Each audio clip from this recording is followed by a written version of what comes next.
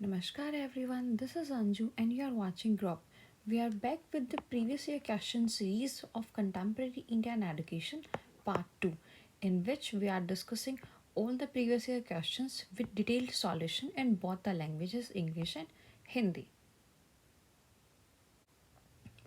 So our first question race part 2 is write the basic principles of education philosophy and aims of education according to Mahatma Gandhi. सो क्या है हमारे basic principle हमारी education philosophy के according to Mahatma Gandhi. First है integral development.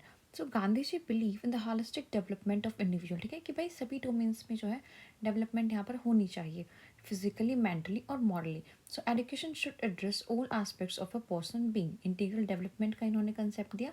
Then value centred education, like values such as truth, non-violence, love, and simplicity were central to Gandhi's philosophy. He emphasized the importance of cultivating moral and ethical values in education. Next है practical learning. So he advocated for learning by doing, कि भाई काम है जो हम कोई करके सीखे यहाँ पर, right? Learning by doing. He believed that education should be practical and linked to the everyday life experience of individual. ठीक है कि भाई प्रैक्टिकल जो चीज़ें हैं उससे लिंक करके हमें एजुकेशन को सिखाना चाहिए जो हम एक्सपीरियंस वहाँ पर कर सके। तो हम डिस्कस कर रहे थे कि महात्मा गांधी के अनुसार शिक्षा दर्शन के मूल सिद्धांत और शिक्षा की उद्देश्य ये हमें यहाँ पर लिखना है। तो उनके अनुसार क्या थे, उनके शैक्षिक दर्शन के अनुसार उनके मूल सिद्धांत, पहला था कि समग्र विकास, मतलब सारे जो डोमेन्स है उनमें बच्चे का सभी तरह से विकास होना चाहिए यहाँ पर। तो गांधी जी व्यक्ति के शारीरिक, मानसिक और नैतिक समग्र विकास में जो है विश्वास रखते थे। शिक्षा को व्यक्ति के अस्तित्व के सभी पहलुओं पर ध्यान देना चाहिए, ऐसा वो मानते थे। ठीक है कि शारीरिक, मानसिक और नैतिक भाई सभी पहलुओं पर जो है शिक्षा को ध्यान देना चाहिए। देन मूल्य केंद्रित शिक्षा उन्होंने बोली कि सत्य, अहिंसा, प्रेम और सादगी जैसे मूल्य जो है यहाँ पर हमें देनी चाहिए, ऐसे उनके दर्शन के केंद्र में थे। उन्होंने शिक्षा में नैतिक और नैतिक मूल्यों को विकसित करने के महत्व पर जोर दिया। नेक्स्ट है हमारा व्यवहारिक शिक्षा, राइट। सो गांधी जी ने करके सीखने की वकालत की। ठीक है कि ऐसा नहीं कि भाई हम बस बच्चों को बता रहे हैं, उनसे हम कराएंगे एक्सपेरिमेंट, प्रैक्टिकली हम उनसे कराएंगे। तो ये करके सिखाने की उन्होंने वकालत की। उनका मानना था कि शिक्षा व्यवहारिक होनी चाहिए, जो व्यक्ति के रोज़मर्रा के जीवन के अनुभवों से जुड़ी हो। ठीक है ताकि उसको एक्सपीरियंस यहाँ पर कर सके बच्चे। Next है individualized education. So recognizing the uniqueness of each individual, Gandhi emphasized the need of personalized and learner-centric education. ठीक है कि भाई हर बच्चे के यहाँ पर अलग अलग नीड्स होती हैं, तो एक इंडिविजुअलाइज्ड एजुकेशन वहाँ पर हमें बच्चों को प्रोवाइड करनी है। कि अगर किसी की पेस कोई स्लो गति से यहाँ पर बच्चा जो है लर्न करता है, तो उसको उसका ज़्यादा टाइम देंगे, उसको इफ़ेक्टिव तरीक़ों से हम यहाँ पर समझाएंगे जहाँ पर वो यहाँ पर अच्छे तरीके से समझ आए। ठीक है तो फ्लेक्सिबिलिटी वहाँ पर होनी चाहिए। The education process should be tailor to the needs and interest of each student. ठीक है कि भाई पर्टिकुलर स्टूडेंट की क्या क्या नीड है और क्या क्या इंटरेस्ट है, तो वो हम यहाँ पर पूरा कर रहे हो, ऐसी हमारी इंडिविजुअलाइज्ड एजुकेशन हमें प्रोवाइड करनी है, राइट। Then next है education for service. So he believed in the concept of ne talim or basic education we can say, which aimed at equipping individuals with skills and knowledge that would be directly relevant to their daily lives and communities, right. कि education हम दे रहे हैं उस service के लिए जो उसकी जो डेली लाइफ है उनके रेलेवेंट हो। ठीक है अपनी कम्युनिटी में वो यहाँ पर सर्विस दे सके। ठीक है ऐसी एजुकेशन हमें देनी है, ने तालीम, जिसका मतलब होता है बेसिक एजुकेशन। देन नेक्स्ट है harmony with nature, right. So Gandhi ji stressed the importance of living in harmony with the nature, कि भाई हम अपनी प्रकृति के साथ यहाँ पर हार्मनी में रहें। सो environmental sustainability and a simple life style were integral components of his philosophy. ठीक है तो एनवायरमेंटल सस्टेनेबिलिटी और सिंपल लाइफ स्टाइल को भी उन्होंने जो है अपना इंटीग्रल कॉम्पोनेंट रखा अपनी फिलॉसफी में। तो व्यक्तिगत शिक्षा पर उन्होंने ध्यान दिया, राइट। कि जो है प्रत्येक व्यक्ति की विशिष्टता को पहचानते हुए गांधी जी ने व्यक्तिगत और शिक्षार्थी केंद्रित शिक्षा की आवश्यकता पर जोर दिया कि वो शिक्षार्थी पर केंद्रित होनी चाहिए कि उसकी क्या क्या रुचियाँ और क्या क्या छात्र की आवश्यकताएं हैं जिनको हम यहाँ पर पूरा करेंगे। नेक्स्ट है सेवा के लिए शिक्षा।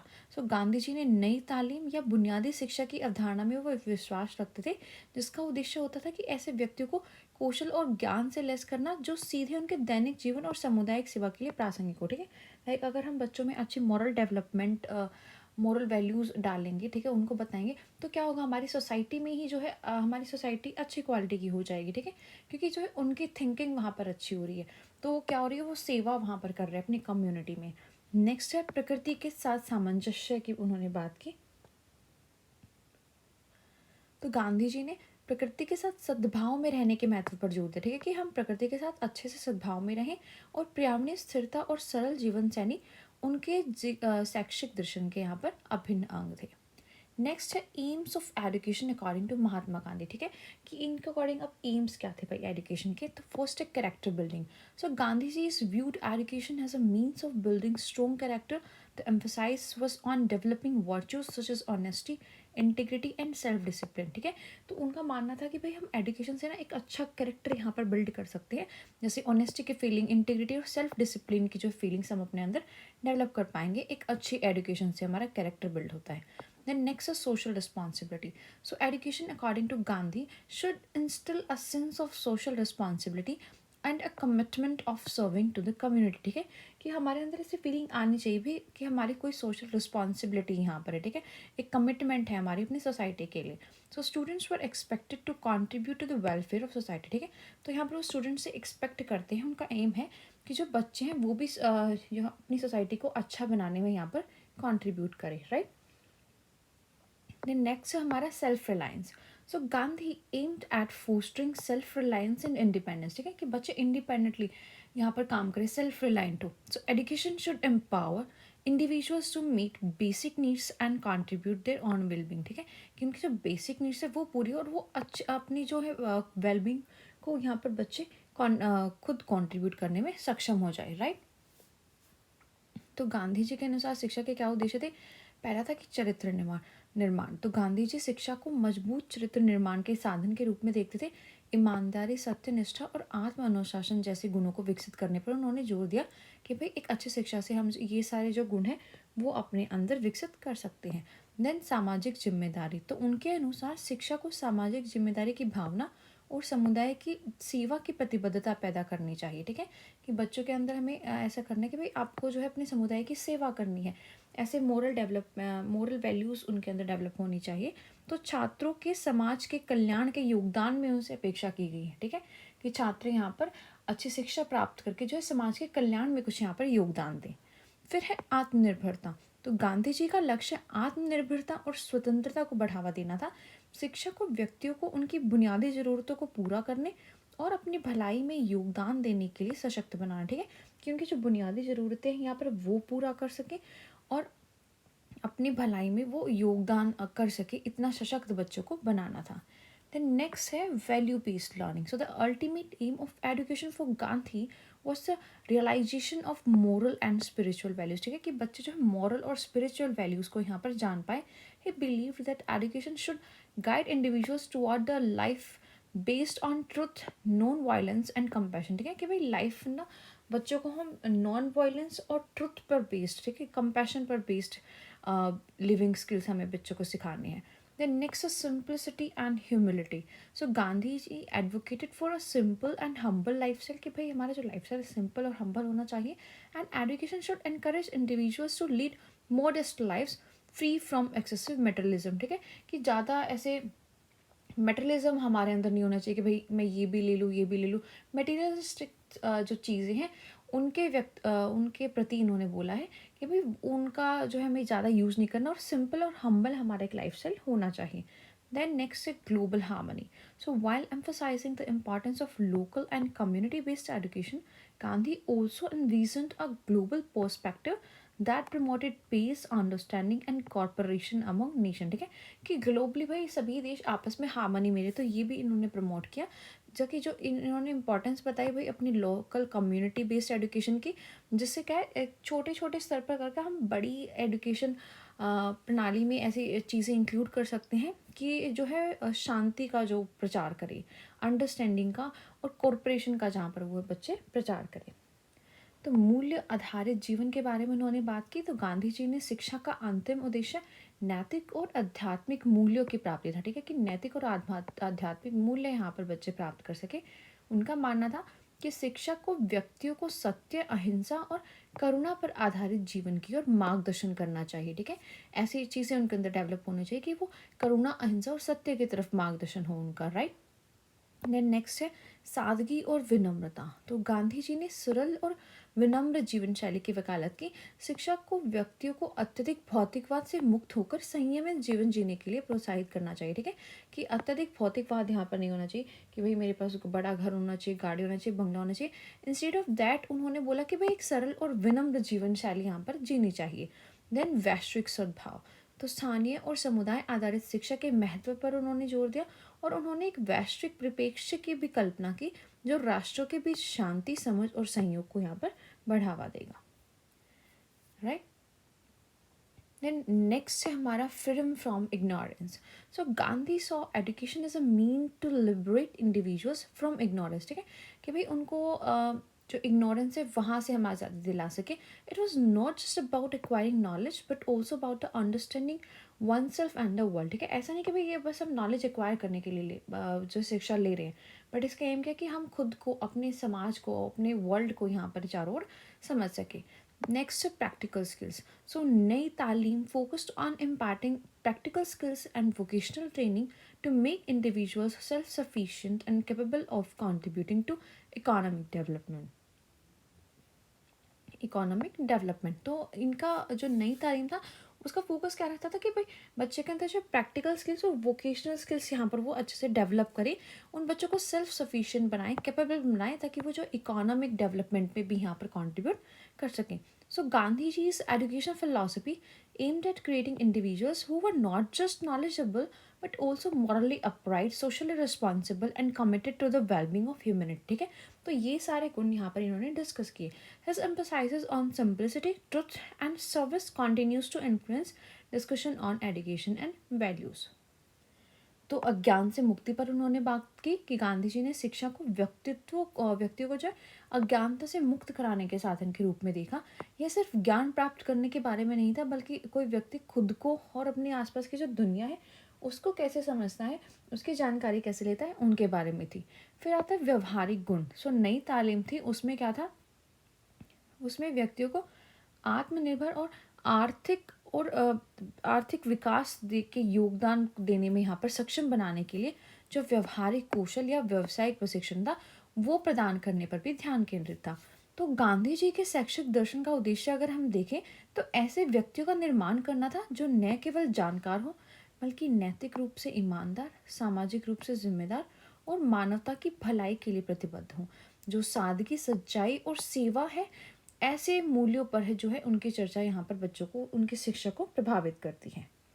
देन नेक्स्ट क्वेश्चन है हमारा, right a note on diversity in learning and play. ठीक है, हमें इस पर नोट यहाँ पर लिखना है। ये पूरा 16 मार्क्स का क्वेश्चन है, तो हमें इसको अच्छे से एलेबोरेट यहाँ पर करना है। So diversity in learning and play refers to the recognisation and celebration of individual differences among learners, acknowledging that people have varied strengths, preferences and needs in education setting। Diversity क्या होती है कि भिन्नता। ठीक है, तो हम उनको यहाँ पर कैसे सेलिब्रेट करें, हमें उनके बीच में डिस्क्रिमिनेशन नहीं करना है।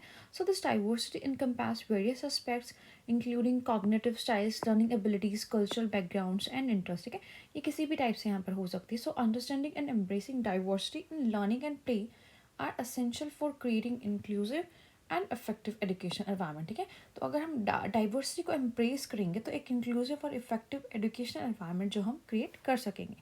तो लर्निंग डाइवर्सिटी के लिए क्या है, फर्स्ट है हमारे cognitive styles. So individuals have diverse cognitive styles such as visual, auditory or kinesthetic learning preferences. So recognizing these differences allows educator to employ varied teaching methods that cater to different learning style। ठीक है, cognitive styles मतलब कि भाई किसी बच्चे के दिमाग की क्षमता कैसी है, वो यहाँ पर चीज़ों को देखकर ज़्यादा सीखता है, सुनकर ज़्यादा सीखता है, या कोई अपने बॉडीली एक्शंस होते हैं वहाँ पर ज़्यादा सीखते हैं। तो अगर हम इन चीज़ों का ध्यान रखेंगे तो हम बच्चों को अच्छे से सिखा सकेंगे। तो हम देख रहे थे कि सीखने में खेल और विविधता पर एक नोट लिखना है। तो सीखने में खेल और विविधता क्या होती है,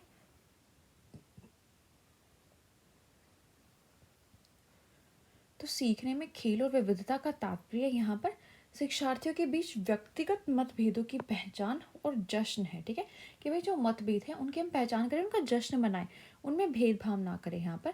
यह स्वीकार करते हुए कि शैक्षिक सेटिंग्स में जो लोग हैं उनकी अलग अलग ताकतें, प्राथमिकताएं और ज़रूरतें होती हैं। यह विविधता संज्ञानात्मक शैलियाँ, सीखने की क्षमता, सांस्कृतिक पृष्ठभूमि और रुचियों सहित विभिन्न पहलुओं को शामिल करते हैं। ठीक है, कि भाई सब बच्चों की अलग अलग सांस्कृतिक पृष्ठभूमियाँ हो सकती हैं। ठीक है, उनकी रुचियाँ अलग अलग हो सकती हैं, उनके सीखने की क्षमता यहाँ पर अलग अलग हो सकती है। तो समावेशी और प्रभावी शैक्षिक वातावरण बनाने के लिए खेलने में विविधता को समझना और इसे अपनाना बहुत आवश्यक है। तो सीखने में विविधता में सबसे पहले क्या है, संज्ञानात्मक शैली। ठीक है, कि बच्चों का दिमाग यहाँ पर किस किस पेस से, किस किस गति से चलता है। तो व्यक्तियों की संज्ञानात्मक शैलियाँ विविध होती हैं। जैसे कोई दृश्य देखकर ज़्यादा सीखता है, कोई श्रवण करके सुनकर ज़्यादा सीखता है, या कोई गतिज सीखने की प्राथमिकता करता है। ठीक है, कि अगर उसको बॉडीली कोई एक्शन करके हम दिखाएंगे तो वो ज़्यादा जल्दी सीख जाएगा। तो इन अंतरों को पहचानने से शिक्षक और विभिन्न शिक्षण विधियों को नियोजित करने की अनुमति हमें मिलती है, जो विभिन्न शिक्षण शैलियों को यहाँ पर पूरा करती है।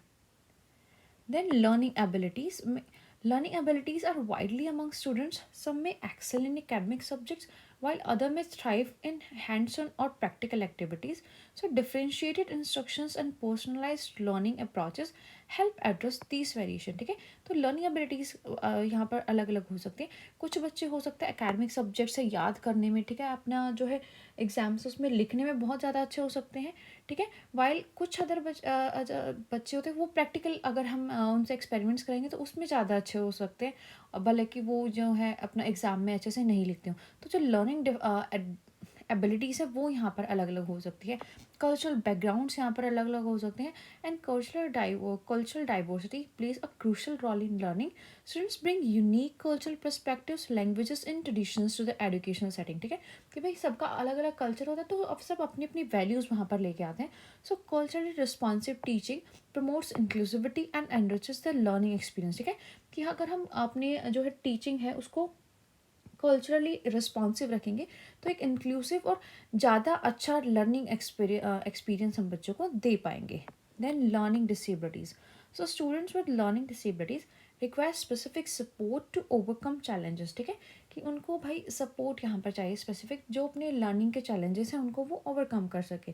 सो inclusive practices involve providing accommodations and individualized strategies to ensure that every learner can participate and succeed। ठीक है, तो इंक्लूसिव प्रैक्टिसेस में हम क्या करते हैं भाई, उसको इंडिविजुअल स्ट्रेटजीज देते हैं। हम यहाँ पर देखते हैं कि बच्चे की नीड्स क्या है, बच्चे की एबिलिटीज़ क्या है। ठीक है, ताकि जो वो लर्नर है वो अच्छे से पार्टिसिपेट कर सके और सक्सेस यहाँ पर पा सके। तो सीखने की क्षमताएं यहाँ पर हम देखते हैं, विद्यार्थियों में सीखने की क्षमताएं जो है व्यापक रूप से भिन्न होती हैं। कुछ शैक्षिक विषयों में उत्कृष्टता प्राप्त कर सकते हैं। ठीक है, कि वो बहुत अच्छा पढ़ते हैं, टेस्ट में बहुत अच्छा परफॉर्म करते हैं, जबकि अन्य व्यवहारिक गतिविधियों में सफल हो सकते हैं। ठीक है, ठीक है, साथ ही कुछ लोग ऐसे होंगे जो प्रैक्टिकल्स वहाँ पर बहुत अच्छे से कर देंगे उस चीज़ को, लेकिन वो लिख नहीं पाएंगे। तो विभेदित निर्देश और व्यक्तिगत शिक्षक दृष्टिकोण इन विविधताओं को संबोधित करने में मदद करता है। ठीक है, कि हम देखेंगे कि बच्चे की यहाँ पर क्या क्या नीड्स है भाई, जो ये जैसे कोई एक्सपेरिमेंट यहाँ पर अच्छा करे तो कि वो लिखने में भी यहाँ पर अच्छा कर सके।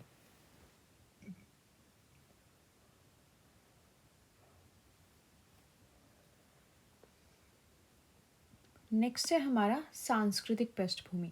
तो सांस्कृतिक जो विविधता है वो भी सीखने में एक महत्वपूर्ण भूमिका निभाती है।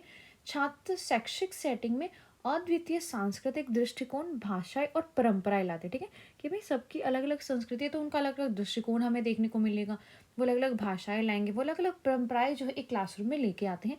तो सांस्कृतिक रूप से उत्तरदायी शिक्षण समावेशिता को यहाँ पर बढ़ावा देता है और सीखने के अनुभव को समृद्ध करता है। देन सीखने की अयोग्यता। तो सीखने की अक्षमता वाले छात्रों को चुनौतियों से उभरने के लिए विशिष्ट सहायता की आवश्यकता होती है। समावेशी प्रथाओं में यह सुनिश्चित करने के लिए आवास और व्यक्तिगत रणनीतियाँ प्रदान करना शामिल है। ठीक है, कि हम कैसे उनको आवास या व्यक्तिगत रणनीतियाँ कि क्या क्या उनको ज़रूरतें हैं, ठीक है, क्या क्या उनके पास एबिलिटीज़ हैं, उसके अकॉर्डिंग उन्हें प्रोवाइड कर सकते हैं कि प्रत्येक विद्यार्थी यहाँ पर भाग ले सके और सफल हो सके। नेक्स्ट प्ले डाइवर्सिटी, क्या वो हमने डिस्कस किया कि लर्निंग डाइवर्सिटी। नेक्स्ट हमारा है play diversity. So Inclusive play spaces. So playgrounds and play spaces should be designed to accommodate children with diverse abilities, ensuring that all children, including those with disabilities, can engage in recreational activities. ठीक है, तो हमारा जो play area है वो space है, तो वो ऐसे डिज़ाइन होना चाहिए कि भाई वहाँ पर डिसेबिलिटीज़ वाले स्टूडेंट्स भी जो है अच्छे से जो है प्ले कर सके। ठीक है, उनको भी यहाँ पर इक्वल अपॉर्चुनिटीज़ मिली अपनी रिक्रिएशनल एक्टिविटीज़ में एंगेज होने के लिए। नेक्स्ट है cultural inclusivity. So, play materials and activities should reflect cultural diversity, allowing children to explore and appreciate various cultural practices through play. ठीक है, तो हमें ऐसे गेम्स यहाँ पर ऐसा प्ले कराना है बच्चों से जिससे उनकी जो कल्चरल प्रैक्टिसेस है उसको हम अप्रिशिएट यहाँ पर कर सके, उनको रिफ्लेक्ट कर सके. So inclusive play promotes understanding and respect for different cultural background. ठीक है, तो अगर इंक्लूसिव प्ले हम यहाँ पर बच्चों को कराएंगे तो जो उनकी अंडरस्टैंडिंग है और जो रिस्पेक्ट है उनके बैकग्राउंड की वो हम करेंगे. इससे क्या होगा, एक ज़्यादा इंक्लूसिव एनवायरनमेंट हम बच्चों को प्रोवाइड करेंगे. Then adapted games. So inclusive play involves adapting games and activities to ensure that all children regardless of their physical abilities can participate. ठीक है, ऐसा एनवायरनमेंट हमें क्रिएट करना है, ऐसे गेम्स हमें अडेप्ट करने हैं. सो दिस में इंक्लूड प्रोवाइडिंग असेसिबल इक्विपमेंट और modifying games to be inclusive, ताकि एक हम अच्छा इंक्लूसिव यहाँ पर एनवायरनमेंट दे सकें. तो हम यहाँ पर गेम्स को जो है मॉडिफाई करेंगे. तो खेल विविधता हम डिस्कस करेंगे. तो इसमें सबसे पहले क्या है कि समावेशी खेल स्थान हमें बनाना है कि खेल के मैदान और खेल के स्थानों को विभिन्न क्षमताओं वाले बच्चों को समायोजित करने के लिए डिज़ाइन किया जाना चाहिए, जो ये सुनिश्चित करते हुए कि जो विकलांग व्यक्ति हैं भाई वो भी सभी बच्चे मनोरंजन गतिविधियों में यहाँ पर संलग्न हो सके. तो ऐसा खेल का स्थान हमें बनाना है. देन सांस्कृतिक समावेशिता. खेल सामग्री और गतिविधियों में सांस्कृतिक विविधता प्रतिबिंबित होनी चाहिए, रिफ्लेक्ट होनी चाहिए यहाँ पर, जिससे जो बच्चा है वो खेल के माध्यम से विभिन्न सांस्कृतिक प्रथाओं का यहाँ पर पता लगा सके और उसकी सराहना का उसे मौका मिले. तो समावेशी खेल विभिन्न पृष्ठभूमियों के प्रति समझ और सम्मान को बढ़ावा देता है. नेक्स्ट है अनुकूलित खेल. तो समावेशी खेल में खेल और गतिविधियों को अपनाना शामिल है ताकि यह सुनिश्चित किया जा सके कि सभी बच्चे, चाहे उनकी शारीरिक क्षमता कुछ भी हो, यहाँ पर भाग ले सके. इसमें सुलभ उपकरण उपलब्ध कराना, खेलों को समावेशी बनाने के लिए उन्हें संशोधित करना भी शामिल है कि अगर हमें कोई चेंज यहाँ पर करना है तो वो भी हम उसके अंदर कर सकते हैं. नेक्स्ट है social skills development. So play is a natural context for developing social skills. ठीक है, कि हम बात करते हैं तो वहाँ पर हमारा सोशल स्किल्स जो है डेवलप होता है. ठीक है, हम प्लानिंग करते हैं. So in diverse setting children learn to interact with peers from different backgrounds, fostering empathy, cooperation, and a sense of community. Next, individualized play. So, recognizing that children have unique preferences and interests, educators and caregivers can encourage individualized play experiences. ठीक है, कि यहाँ पर एक ही game में जो है सभी का अलग अलग पर्सपेक्टिव होगा, सभी के अलग अलग एक्सपीरियंसेस होंगे. So this allows each children to explore their creativity and interest in a supportive environment. ठीक है, कि अगर हम एक सपोर्टिव एनवायरनमेंट उनको प्रोवाइड करेंगे तो वो अपनी जो क्रिएटिविटी या इंटरेस्ट है उनको अच्छे से एक्सप्लोर यहाँ पर कर पाएंगे. तो सामाजिक कौशल और विकास की बात कर रहे थे हम यहाँ पर. सामाजिक कौशल विकसित करने के लिए खेल एक स्वाभाविक संदर्भ है. विविध सेटिंग में जो है बच्चे विभिन्न पृष्ठभूमियों के साथ साथियों से यहाँ पर बातचीत करना सीखते हैं. सहानुभूति, सहयोग और समुदाय की भावना यहाँ पर उनके अंदर आती है. नेक्स्ट है व्यक्तिगत खेल. तो यह पहचानते हुए कि भाई बच्चे की विशिष्टताएं, प्राथमिकताएं और रुचियां होती है. ठीक है, कि अलग अलग उनकी विशिष्टताएं, अलग अलग उनकी प्राथमिकताएं होती है, अलग अलग उनकी रुचियां होती हैं. तो शिक्षक और जो देखभाल करता है व्यक्तिगत खेल अनुभवों को प्रोत्साहित कर सकते हैं. यह बच्चे को एक सहायक वातावरण और उसमें को अपनी रचनात्मक और रुचियों का पता लगाने की अनुमति देता है. नेक्स्ट है हमारा benefits of embracing diversity in learning and play. कि लर्निंग और प्ले में जब हम डाइवर्सिटी को एम्ब्रेस करते हैं तो उसका बेनिफिट क्या है. Enrich learning experience. ठीक है, तो exposure to diverse perspective and learning styles enhance the overall learning experience, fostering a more comprehensive understanding to the world. ठीक है, तो इससे जो हमारा लर्निंग एक्सपीरियंस है वो एनरिच होता है. जब हम यहाँ पर different different style, different different diversity को देखते हैं तो वो मॉरल वैल्यूज़ यहाँ पर हमें हमें मिलती है और एक कॉम्प्रिहेंसिव अंडरस्टैंडिंग है जो हमारे वर्ल्ड के हमारे चारों ओर है वो हमारे अंदर बिल्ड हो जाती है. Then inclusive communities. So creating inclusive learning and play environment promotes a sense of belonging and community where every individual feels valued and accepted. ठीक है, कि सब बच्चों को लगता है कि भाई हाँ उनकी वैल्यू हो रही है यहाँ पर, उनकी डाइवर्सिटी को वैल्यूड किया जा रहा है, उनको एक्सेप्ट किया जा रहा है, तो एक इंक्लूसिव कम्युनिटी यहाँ पर हम बना देते हैं. Then skill development. Diversity in play allowed children to develop a range of skills including social, emotional and cognitive abilities contributing to holistic development. ठीक है, तो अगर हम डाइवर्सिटी को इंक्लूड करेंगे तो बच्चों की होलिस्टिक डेवलपमेंट करेंगे हम यहाँ पर, क्योंकि सोशल स्किल्स है वो इम्प्रूव हो रहे हैं, इमोशनली हम उनको स्ट्रॉन्ग बना रहे हैं, और जो कॉग्निटिव एबिलिटीज़ है यहाँ पर वो भी उनकी डेवलप हो रही हैं. तो सीखने और खेल में विविधता को अपनाने के क्या लाभ होंगे यहाँ पर? सबसे पहला है समग्र शिक्षण अनुभव. ठीक है, तो विविध दृष्टिकोणों से सीखने की शैलियों के संपर्क में आने से बच्चे का समग्र सीखने का अनुभव है वो बढ़ता है, जिससे दुनिया की अधिक व्यापक समझ को जो है उसको बढ़ावा मिलता है. देन समावेशी समुदाय. समावेशी सीखने और खेलने का माहौल बनाने से अपनेपन और समुदाय की भावना को बढ़ावा मिलता है, जहाँ हर व्यक्ति मूल्यवान और स्वीकृत महसूस करता है कि भाई हाँ, उसको स्वीकार किया जा रहा है इस संसार में, उसका भी कोई मूल्य है. ठीक है, तो जो है एक समावेशी समुदाय यहाँ पर हम बना देते हैं. नेक्स्ट है कौशल विकास. तो खेल में विविधता बच्चों को सामाजिक, भावनात्मक और संज्ञानात्मक क्षमताओं सहित कई प्रकार के कौशल विकसित करने की अनुमति देती है. ठीक है, क्योंकि भावनाएं हैं समाज में. ठीक है, सामाजिक स्किल्स है जो उनके सामाजिक कौशल हैं, भावनात्मक उनकी विकास हो रहा है, संज्ञानात्मक क्षमताएं हैं उनका हम विकास कर रहे हैं. तो एक समग्र विकास जो है यहाँ पर विद्यार्थियों का हो जाता है. Preparation for a diverse world. So, embracing diversity in learning and play prepares individuals for life in a global and diverse society, fostering open-mindedness and cultural competence. तो जो है एक अच्छे डाइवर्स वर्ल्ड के लिए हम यहाँ पर बच्चों को जो है प्रिपेयर कर देते हैं, जिससे उनका माइंड ओपन हो जाता है कि उनको पता होता है कि भाई हमारे अलावा भी बहुत डाइवर्सिटी है इस वर्ल्ड में. ठीक है, अलग अलग ट्रेडिशंस है, सबकी अलग अलग यहाँ पर इंटरेस्ट है. So, in conclusion, recognizing the embracing diversity in learning and play is a fundamental for creating equitable, inclusive, and enriching educational experiences.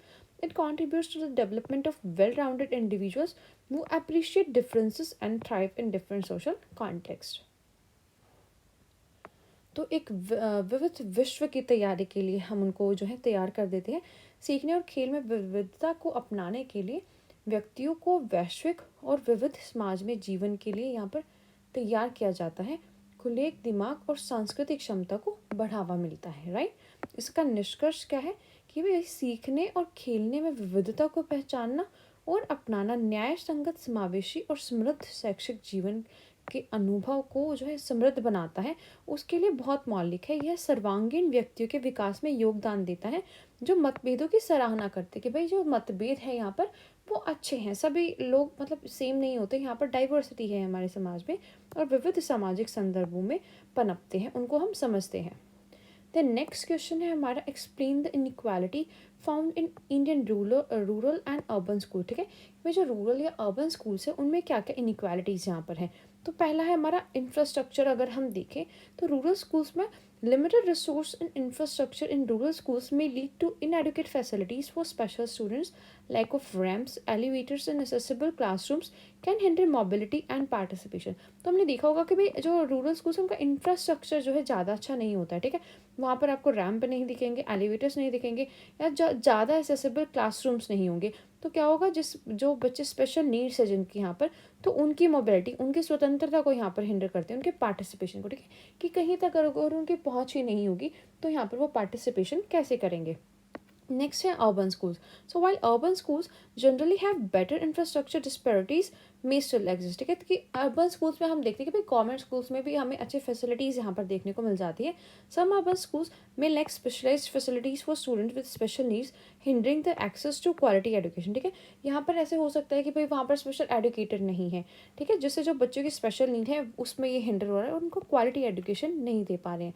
हालांकि जो अर्बन स्कूल का जो इंफ्रास्ट्रक्चर है वो रूरल स्कूल्स के कंपैरिजन में अगर हम देखें तो वो ज़्यादा अच्छा मिलता है. तो भारतीय ग्रामीण और शहरी स्कूलों में पाई जाने वाली असमानता को हम देख रहे थे. तो पहला था बुनियादी ढांचा.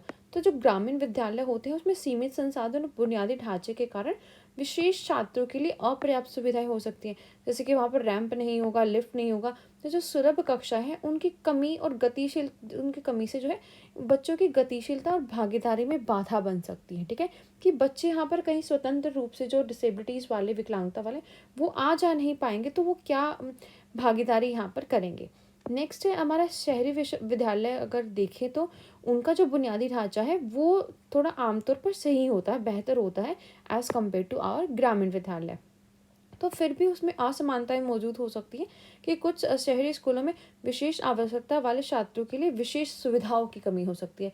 जैसे हम बोल सकते हैं कि विशेष शिक्षक वहाँ पर ना हो, तो जो है उनको एक गुणवत्तापूर्वक जो है बच्चे उनके जिनकी स्पेशल नीड्स है, तो उनकी एक गुणवत्तापूर्वक शिक्षा के पहुँच में यहाँ पर बाधा आ सकती है। नेक्स्ट है स्पेशलाइज्ड स्टाफ एंड ट्रेनिंग। तो जो रूरल स्कूल्स होते हैं often face a shortage of train professionals including special educators and therapists. The scarcity can result in limited support for students with diverse needs. तो rural areas में अगर हम देखें तो एक शॉर्टेज यहाँ पर रहती है टीचर्स की, जो अच्छे से यहाँ पर ट्रेंड हो, ठीक है। थेरेपिस्ट यहाँ पर कम मिलते हैं, तो इससे भी जो है जो डाइवर्स नीड वाले बच्चे हैं उनको यहाँ पर काफ़ी सारे चैलेंजेस फेस करने पड़ते हैं रूरल स्कूल्स में। अगर हम बात करें अर्बन स्कूल्स की, तो they may have better access to specialise staff, but the demand often exceeds the availability, ठीक है। कि भाई यहाँ पर हो सकता है कि अच्छा यहाँ पर स्पेशलाइज स्टाफ हमें मिले, स्पेशल एडुकेटर्स मिल जाए, लेकिन जो अवेलेबिलिटी है वो हमें यहाँ पर देखनी है, ठीक है। उसकी डिमांड क्या है, तो वो ज़्यादा होती है कि अवेलेबल लोग यहाँ पर हमारे पास कम होते हैं। So consequently some special students in urban areas may still face challenges in receiving adequate attention and support, ठीक है। तो यहाँ पर भी हम बोल सकते हैं कि भाई कुछ एरियाज पे जो है स्पेशल नीड्स वाले बच्चों को चैलेंजेस फेस करने पड़ सकते हैं, ठीक है। तो विशिष्ट कर्मचारी और प्रशिक्षण के लिए अगर ग्रामीण विद्यालय में देखें तो उनके विशेष शिक्षक और चिकित्सकों सहित प्रशिक्षित पेशेवरों की कमी का सामना करना पड़ता है, कि वहाँ पर बहुत कम ही यहाँ पर जो है प्रशिक्षित पेशेवर होते हैं, जिनकी कमी के परिणाम स्वरूप विभिन्न आवश्यकता वाले छात्रों के लिए जो समर्थन है, जो सपोर्ट है, वो एक बहुत सीमित यहाँ पर रह सकता है। अगर हम बात करें शहरी विद्यालय की, तो शहरी स्कूलों में विशेष कर्मचारियों तक बेहतर पहुंच हो सकती है, लेकिन मांग अक्सर उपलब्धता से अधिक होती है, ठीक है। कि जितनी उपलब्धता है वो यहाँ पर उससे ज़्यादा उसकी मांग है, ठीक है। ऐसा नहीं है कि भाई यहाँ पर 50-100 बच्चों में अगर कोई एक विशेषज्ञ है तो उसका कोई महत्व ज़्यादा नहीं रह जाता। उसकी उपलब्धता तो है लेकिन उसकी मांग बहुत ज़्यादा है कि भाई 50 बच्चों में कम से कम 2-3 यहाँ पर जो है विशेषज्ञ होने चाहिए। तो इसका नतीजा क्या होता है कि शहरी क्षेत्रों में भी कुछ विशेष छात्रों को यहाँ पर जो है पर्याप्त समर्थन नहीं मिल पाता है, उसको चुनौतियों का सामना यहाँ पर करना पड़ता है। नेक्स्ट है ट्रांसपोर्टेशन एक्सेसिबिलिटी। सो अगर रूरल स्कूल्स में हम देखें तो लिमिटेड ट्रांसपोर्टेशन ऑप्शंस यहाँ पर होते हैं, that may make it difficult for special students to commute to schools. Lack of accessible transportation can lead to irregular attendance, ठीक है। तो इससे क्या होता है कि बच्चे स्कूल में नहीं आ पाते हैं और उनकी इरेगुलर अटेंडेंस का भी एक कारण बन जाती है अगर वहाँ पर ट्रांसपोर्टेशन फैसिलिटीज़ नहीं है तो। देन अर्बन स्कूल्स में have better transportation infrastructure, but over crowded public transport and inaccessible routes can pose challenges for special students affecting their regular attendance, ठीक है। तो अर्बन स्कूल्स में अगर हम देखें तो ट्रांसपोर्टेशन जो है वो अच्छा होता है, बट वो बहुत ओवर क्राउडेड हो जाता है पब्लिक ट्रांसपोर्ट, और अगर इनएसेसिबल रूट्स हैं, ठीक है, जिनको हम असेस नहीं कर सकते हैं बच्चे, तो उससे भी जो स्पेशल स्टूडेंट्स हैं उनकी रेगुलर अटेंडेंस यहाँ पर अफेक्ट होती है, ठीक है। परिवहन पहुंच अगर हम देखें तो ग्रामीण क्षेत्रों में सीमित परिवहन विकल्पों के कारण विशेष छात्रों के लिए स्कूलों तक आना जाना मुश्किल हो सकता है, और सुलभ परिवहन के अभाव में उनकी जो उपस्थिति यहाँ पर अनियमित हो सकती है। वहीं अगर शहरी विद्यालयों की बात करें तो हम उनमें जो है बेहतर बुनियादी ढांचा हो सकता है परिवहन के लिए, लेकिन जो भीड़ भाड़ वाले सार्वजनिक परिवहन और दुर्गम मार्ग जो होते हैं उनके कारण विशेष छात्रों के लिए चुनौतियां यहाँ पर पैदा हो सकती हैं और उनकी नियमित उपस्थिति यहाँ पर उससे प्रभावित हो सकती है। नेक्स्ट हमारा curricular adaptations. So rural schools may struggle to adapt a curriculum to the diverse needs of special students due to lack of resources and expertise. So limited access to assistive technologies can further impede inclusive education, ठीक है। तो वहाँ पर जो curriculum है वो जो rural areas में वो डाइवर्सिटी के अकॉर्डिंग जो है कम ऑप्ट किया जाता है, और बहुत लिमिटेड असिस्टिव टेक्नोलॉजीज वहाँ पर होती है, जिससे जो इंक्लूसिव एनवायरनमेंट अगर की हम बात करते हैं क्लासरूम में अपने स्कूल्स में, तो वो वहाँ पर नहीं बन पाता है। देन अगर बात करें अर्बन स्कूल्स की, so they may have resources for curricular adaptations, but disparities can exist between well founded and under founded school, ठीक है। तो यहाँ पर वे करिकुलर जो करिकुलर तो वो तो अडेप्ट कर लेंगे, लेकिन एक होता है कि भाई स्कूल अभी मतलब डेवलप हो रहा है, ठीक है, और एक स्कूल बहुत फुली डेवलप है, तो वो फुली डेवलप तो उनको अच्छे से ऑप्ट कर लेगा, लेकिन जो अंडर फाउंडेड स्कूल्स हैं वो यहाँ पर उनमें कमी देखी जा सकती है कि उनको करिकुलर की जो अडेप्टेशन है वो अच्छे से वहाँ पर नहीं होती है। So some urban schools may struggle to provide individualise learning plans for special student, ठीक है। तो कुछ जो स्कूल्स हैं यहाँ पर, वो यहाँ पर इसमें भी चैलेंज फेस कर सकते हैं कि भाई वो इंडिविजुअलाइज लर्निंग प्लान्स है, ठीक है, तो वो यहाँ पर बच्चों के लिए अच्छे से प्रिपेयर नहीं कर पाते। तो पाठ्यचर्या अनुकूल अगर अगर हम देखें तो ग्रामीण विद्यालय की बात करते हैं, तो संसाधनों और विशेषज्ञता की कमी के कारण ग्रामीण स्कूलों को विशेष छात्रों की विविध आवश्यकताओं के अनुसार पाठ्यक्रम को अनुकूलित करने में कठिनाई हो सकती है, ठीक है, कि वे उनकी विविध आवश्यकताओं के अनुसार जो वो पाठ्यक्रम को यहाँ पर अनुकूलित नहीं करते हैं। और सहायक जो प्रौद्योगिकियाँ होती हैं उन तक भी उनकी बहुत सीमित पहुँच होती है, जिससे जो समावेशी शिक्षा वहाँ पर बाधित होती है। नेक्स्ट अगर हम बात करें यहाँ पर शहरी विद्यालय की, तो उनमें पाठ्यचर्या अनुकूलन के लिए अधिक संसाधन हो सकते हैं, लेकिन अच्छी तरह से वित्त पोषित और अल्प पोषित स्कूलों के बीच असमानता यहाँ पर मौजूद हो सकती है। कुछ शहरी स्कूल जो है विशेष छात्रों के लिए जो व्यक्तिगत शिक्षण योजनाएं हैं यहाँ पर, उसे प्रदान करने में यहाँ पर उनको संघर्ष हो सकता है। देन नेक्स्ट है हमारा कम्युनिटी अवेयरनेस। तो अगर हम रूरल स्कूल्स में बात करें तो वहाँ पर बहुत लिमिटेड अवेयरनेस हो सकती है, और जो स्पेशल नीड्स है रूरल एरियाज़ में, तो उनमें स्टेगमेटाइजेशन हो सकता है कि भाई वो ऐसे कलंकित समझते हैं कि कोई बच्चा यहाँ पर विकलांग पैदा हुआ तो उसके बारे में उनके अंदर गलत अवधारणाएं होती हैं और प्रॉपर अवेयरनेस नहीं होती। इससे क्या होता है, लैक ऑफ कम्युनिटी सपोर्ट, जो कम्युनिटी का सपोर्ट बच्चे को मिलना चाहिए उसमें कमी आ जाती है, and it affect the social integration of special students. अगर हम बात करें यही सेम चीज़ अर्बन स्कूल्स में, तो उनमें हो सकता है कि भाई काफ़ी हद तक यहाँ पर अवेयरनेस होगी, लेकिन जहाँ पर स्टिग्मा है वो भी प्रेजेंट हो सकता है, ठीक है, उनके लिए जो गलत अवधारणाएं हैं, कलंकित शब्द है, वो यूज़ कर सकते हैं। So urban schools need to actively engage communities in fostering inclusive environment, ठीक है। तो वहाँ पर भी उनको ट्राई करना चाहिए कि भाई अपनी जो कम्युनिटीज़ है वहाँ पर उनको हम इस चीज़ के बारे में अवेयर करें और एक इंक्लूसिव एनवायरनमेंट यहाँ पर बच्चे को हम प्रोवाइड कर सकें। तो सामुदायिक जागरूकता जो हमने देखा कि भाई ग्रामीण विद्यालयों में तो कम होती है, और सीमित जागरूकता और समझ है कलंकित होने में योगदान दे सकती है कि भाई कोई विकलांग व्यक्ति है तो उसको कलंकित यहाँ पर महसूस करते हैं, ठीक है, कि इसके अंदर तो बहुत सारी कमियां हैं, ये काम नहीं कर सकता, वो काम नहीं कर सकता। तो सामुदायिक समर्थन की कमी विशेष छात्रों के सामाजिक एकीकरण को प्रभावित कर सकती है। देन शहरी विद्यालयों की अगर हम बात करें तो भाई आमतौर पर बेहतर जागरूकता हमें देखने को मिलती है, फिर भी अज्ञानता या क्लंक की स्थिति वहाँ पर बनी रह सकती है, ठीक है, कि कुछ अवधारणाएं हमारे अंदर फिर भी गलत हो सकती है, कि प्रॉपर अगर हमारे अंदर जागरूकता नहीं है तो, ठीक है, कि होगा तो कि थोड़ी बहुत नॉलेज हमें है लेकिन ज़्यादा जागरूकता नहीं है, तो भाई हमारे अंदर अज्ञानता या कलंक की स्थिति उनके लिए उत्पन्न हो सकती है। तो शहरी स्कूलों में समावेशी वातावरण को बढ़ावा देने में समुदाय को सक्रिय रूप से शामिल करने की यहाँ पर आवश्यकता है कि हम समुदाय को जो है सक्रिय रूप से उसमें इंक्लूड करें। नेक्स्ट है parental involvement. So rural schools challenges such as long distances and limited communication infrastructure may hinder parental involvement in the education of special students in rural areas, ठीक है, कि अगर भाई स्कूल यहाँ पर बहुत दूर है, ठीक है, या जो कम्युनिकेशन इंफ्रास्ट्रक्चर है वो अच्छा नहीं है, तो जो पेरेंटल इन्वॉल्वमेंट है स्कूल में, रूरल स्कूल्स में, वो अच्छी नहीं होती है। हालांकि अगर हम अर्बन स्कूल्स की बात करें, so they have a better connectivity socio economic factors that can affect parental involvement, ठीक है, तो यहाँ पर एक अच्छी कनेक्टिविटी हम देखते हैं, सोशो इकोनॉमिक फैक्टर्स होते हैं, जैसे जो पेरेंटल इन्वॉल्वमेंट है बच्चे की वो अच्छी होती है। सो सम अर्बन फैमिलीज में लैक रिसोर्सेज और face time constraints impacting the engagement in the child's education, ठीक है। हालांकि यहाँ पर भी हो सकता है कि भाई कुछ बच्चों के पेरेंट्स ज़्यादा बिजी हों या जो लैक हो उनके पास रिसोर्सेज की, वो स्कूल में ना आ सकते, तो इसके कारण जो है उनकी एंगेजमेंट है जो बच्चों के साथ, ठीक है, उनकी डेवलपमेंट में वो कम हो सकती है। बट ये जो है रूरल स्कूल के कंपैरिजन में अगर हम देखें तो ज़्यादा होती है यहाँ पर। तो अभिभावकों की भागीदारी ग्रामीण विद्यालयों में अगर हम देखें तो लंबी दूरी और सीमित संचार जो है बुनियादी ढांचे जैसे चुनौतियों ग्रामीण क्षेत्रों में विशेष छात्रों की शिक्षा में माता पिता की भागीदारी में बाधा बन सकता है। और अगर शहरी विद्यालय की बात करें, हालांकि शहरी क्षेत्र बेहतर कनेक्टिविटी प्रदान करते हैं, लेकिन जो है सामाजिक आर्थिक कारक माता पिता की भागीदारी को यहाँ पर प्रभावित कर सकते हैं। कुछ शहरी परिवारों के पास संसाधनों की कमी हो सकती है या उन्हें जो है समय की कमी का भी सामना करना पड़ सकता है, जिससे उन्हें बच्चे की शिक्षा में उनकी व्यस्तता यहाँ पर प्रभावित हो सकती है।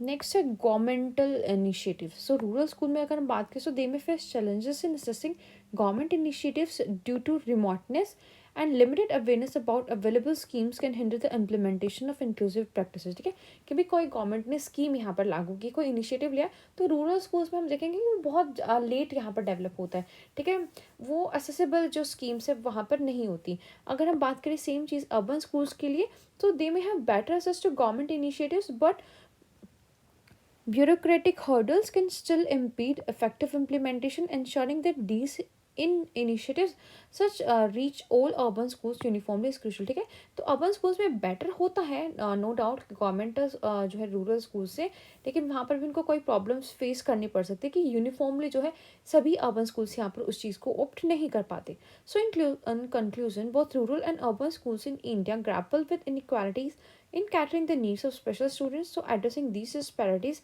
requires a comprehensive approach involving governmental interventions, community awareness, and collaborative efforts from educational institutions to create inclusive environments for all students regardless of their abilities and disabilities. ठीक है, तो क्या करना पड़ेगा कि भाई जो गवर्नमेंट है, हमारी कम्युनिटी है, या जो एजुकेशन इंस्टीट्यूशंस है, उनको कोलैबोरेट यहाँ पर करना पड़ेगा, तभी जो है एक अच्छा इंक्लूसिव एनवायरनमेंट वो बच्चे को प्रोवाइड करा सकते हैं. तो सरकारी पहल जो देखें तो ग्रामीण विद्यालयों में सुदूरता के कारण ग्रामीण स्कूलों और सरकारी पहल तक पहुंचने में उनको जो है ज़्यादा चुनौतियों का यहाँ पर सामना करना पड़ सकता है.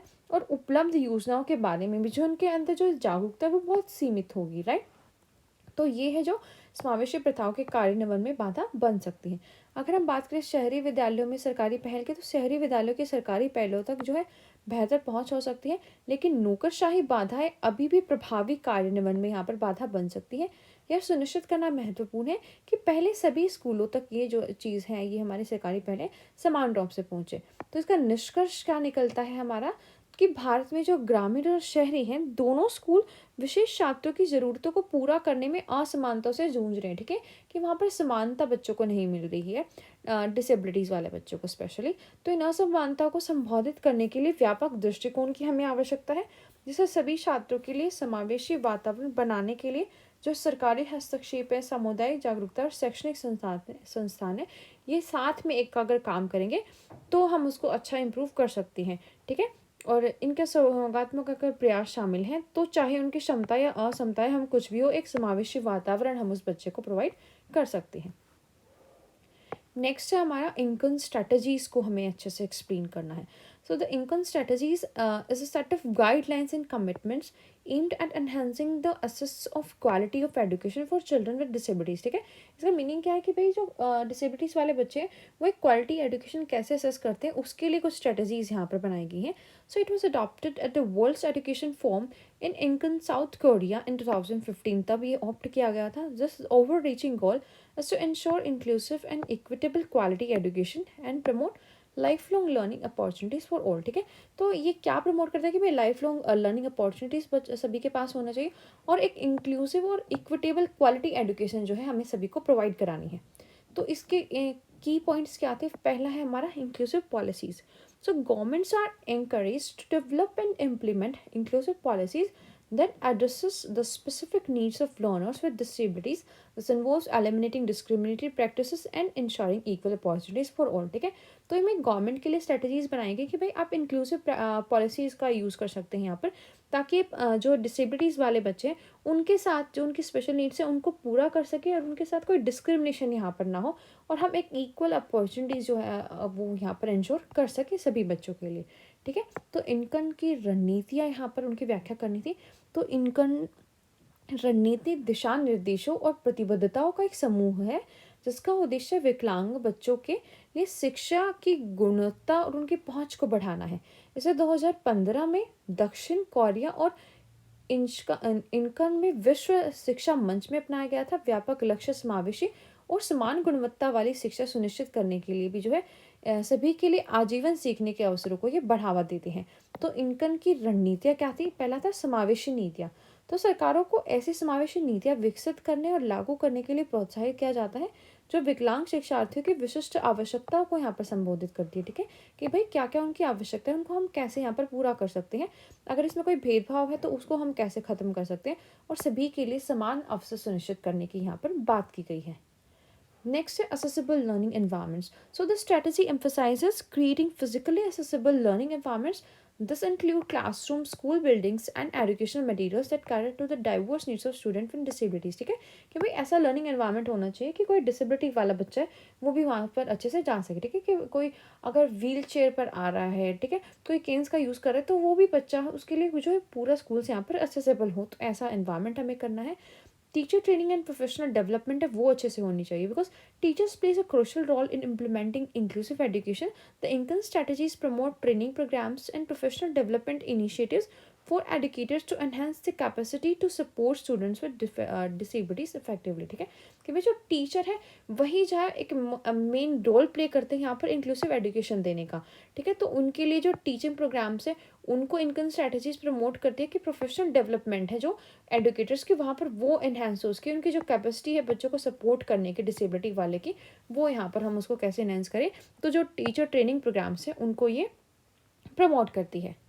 तो सुलभ शिक्षण वातावरण के बारे में बात करती है कि रणनीतिक भौतिक रूप से सुलभ शिक्षक वातावरण हमें बनाना है.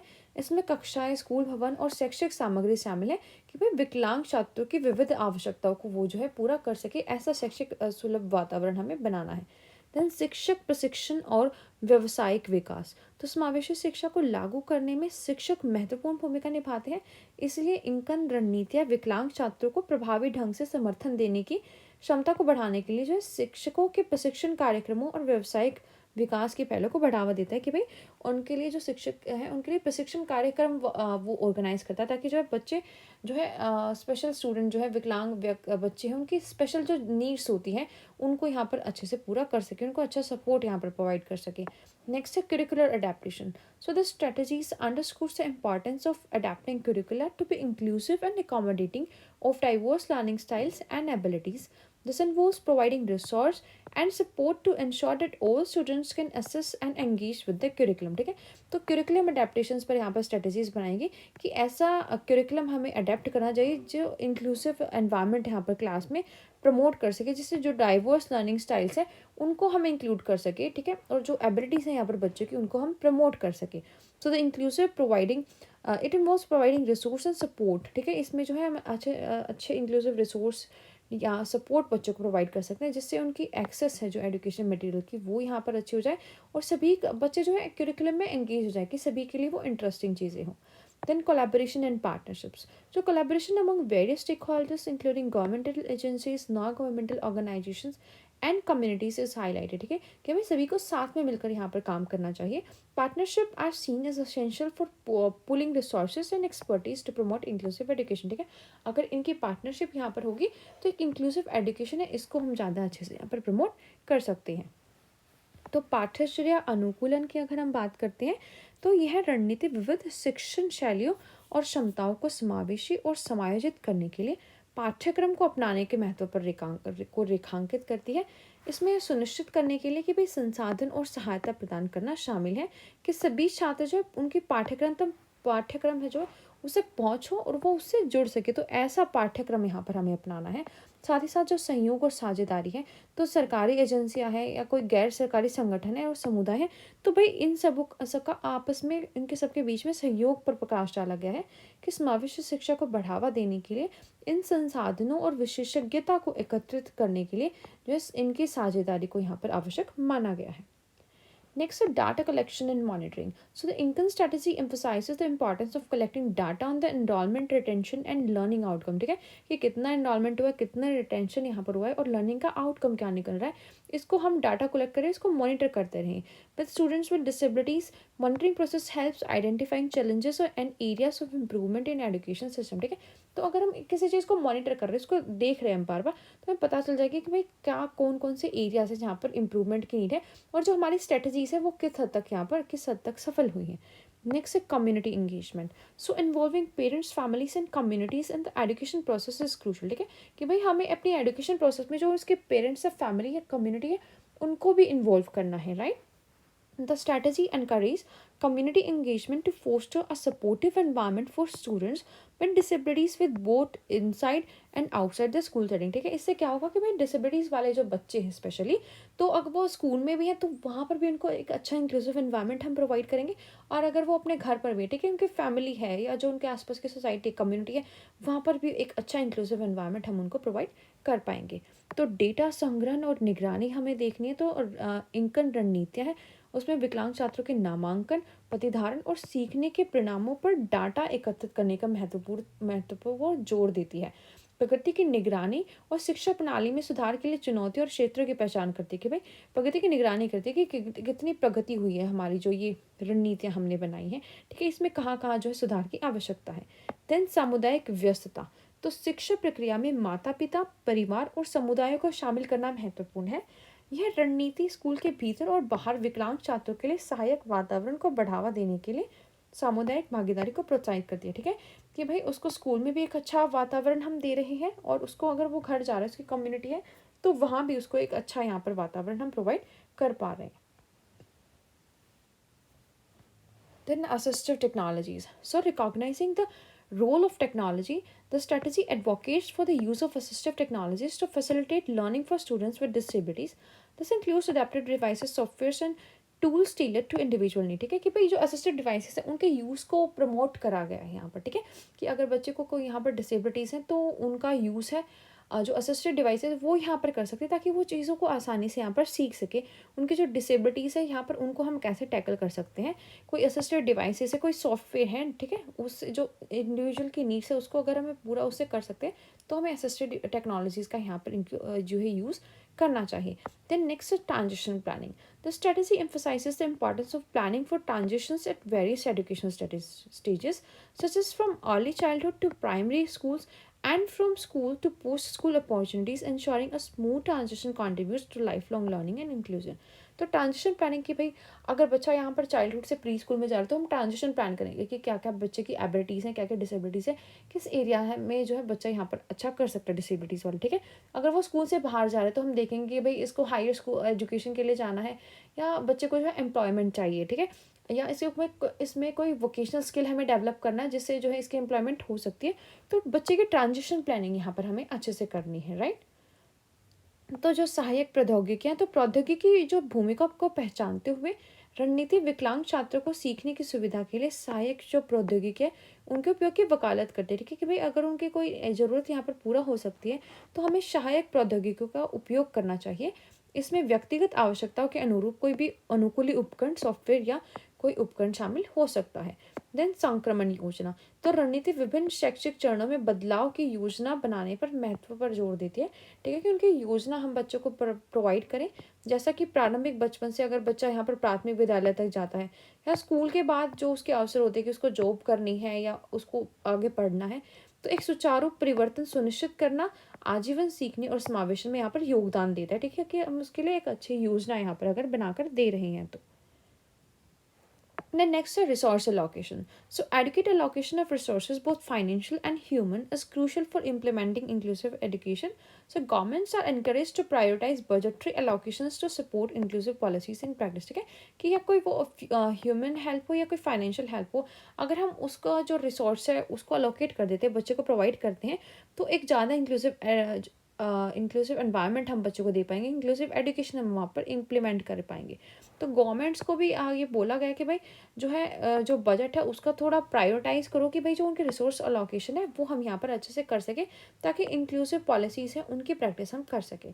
सो the Incheon strategies represents a global commitment to advancing inclusive education and ensuring that education systems worldwide are responsive to the needs of learners with disabilities, ठीक है, कि worldwide जो है जो स्पेशल स्टूडेंट्स हैं उनकी जो ज़रूरतें हैं उनको हम पूरा कर सकें इन स्ट्रेटजीज़ के थ्रू, ठीक है। It's implementation requires sustained efforts from government, educators, communities and international organisations working collaboratively toward the goal of inclusive and equitable education, ठीक है।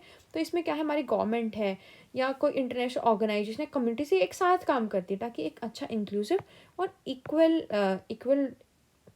इक्विटेबल एनवायरनमेंट एजुकेशन का हम प्रोवाइड कर सके जिसमें सभी के पास इक्वल राइट हो, ठीक है, उनके साथ कोई डिस्क्रिमिनेशन यहाँ पर ना हो। तो जो संसाधनों का आवंटन है तो समावेशी शिक्षा को लागू करने के लिए वित्तीय और मानवीय दोनों ही संसाधन यहाँ पर पर्याप्त होने चाहिए।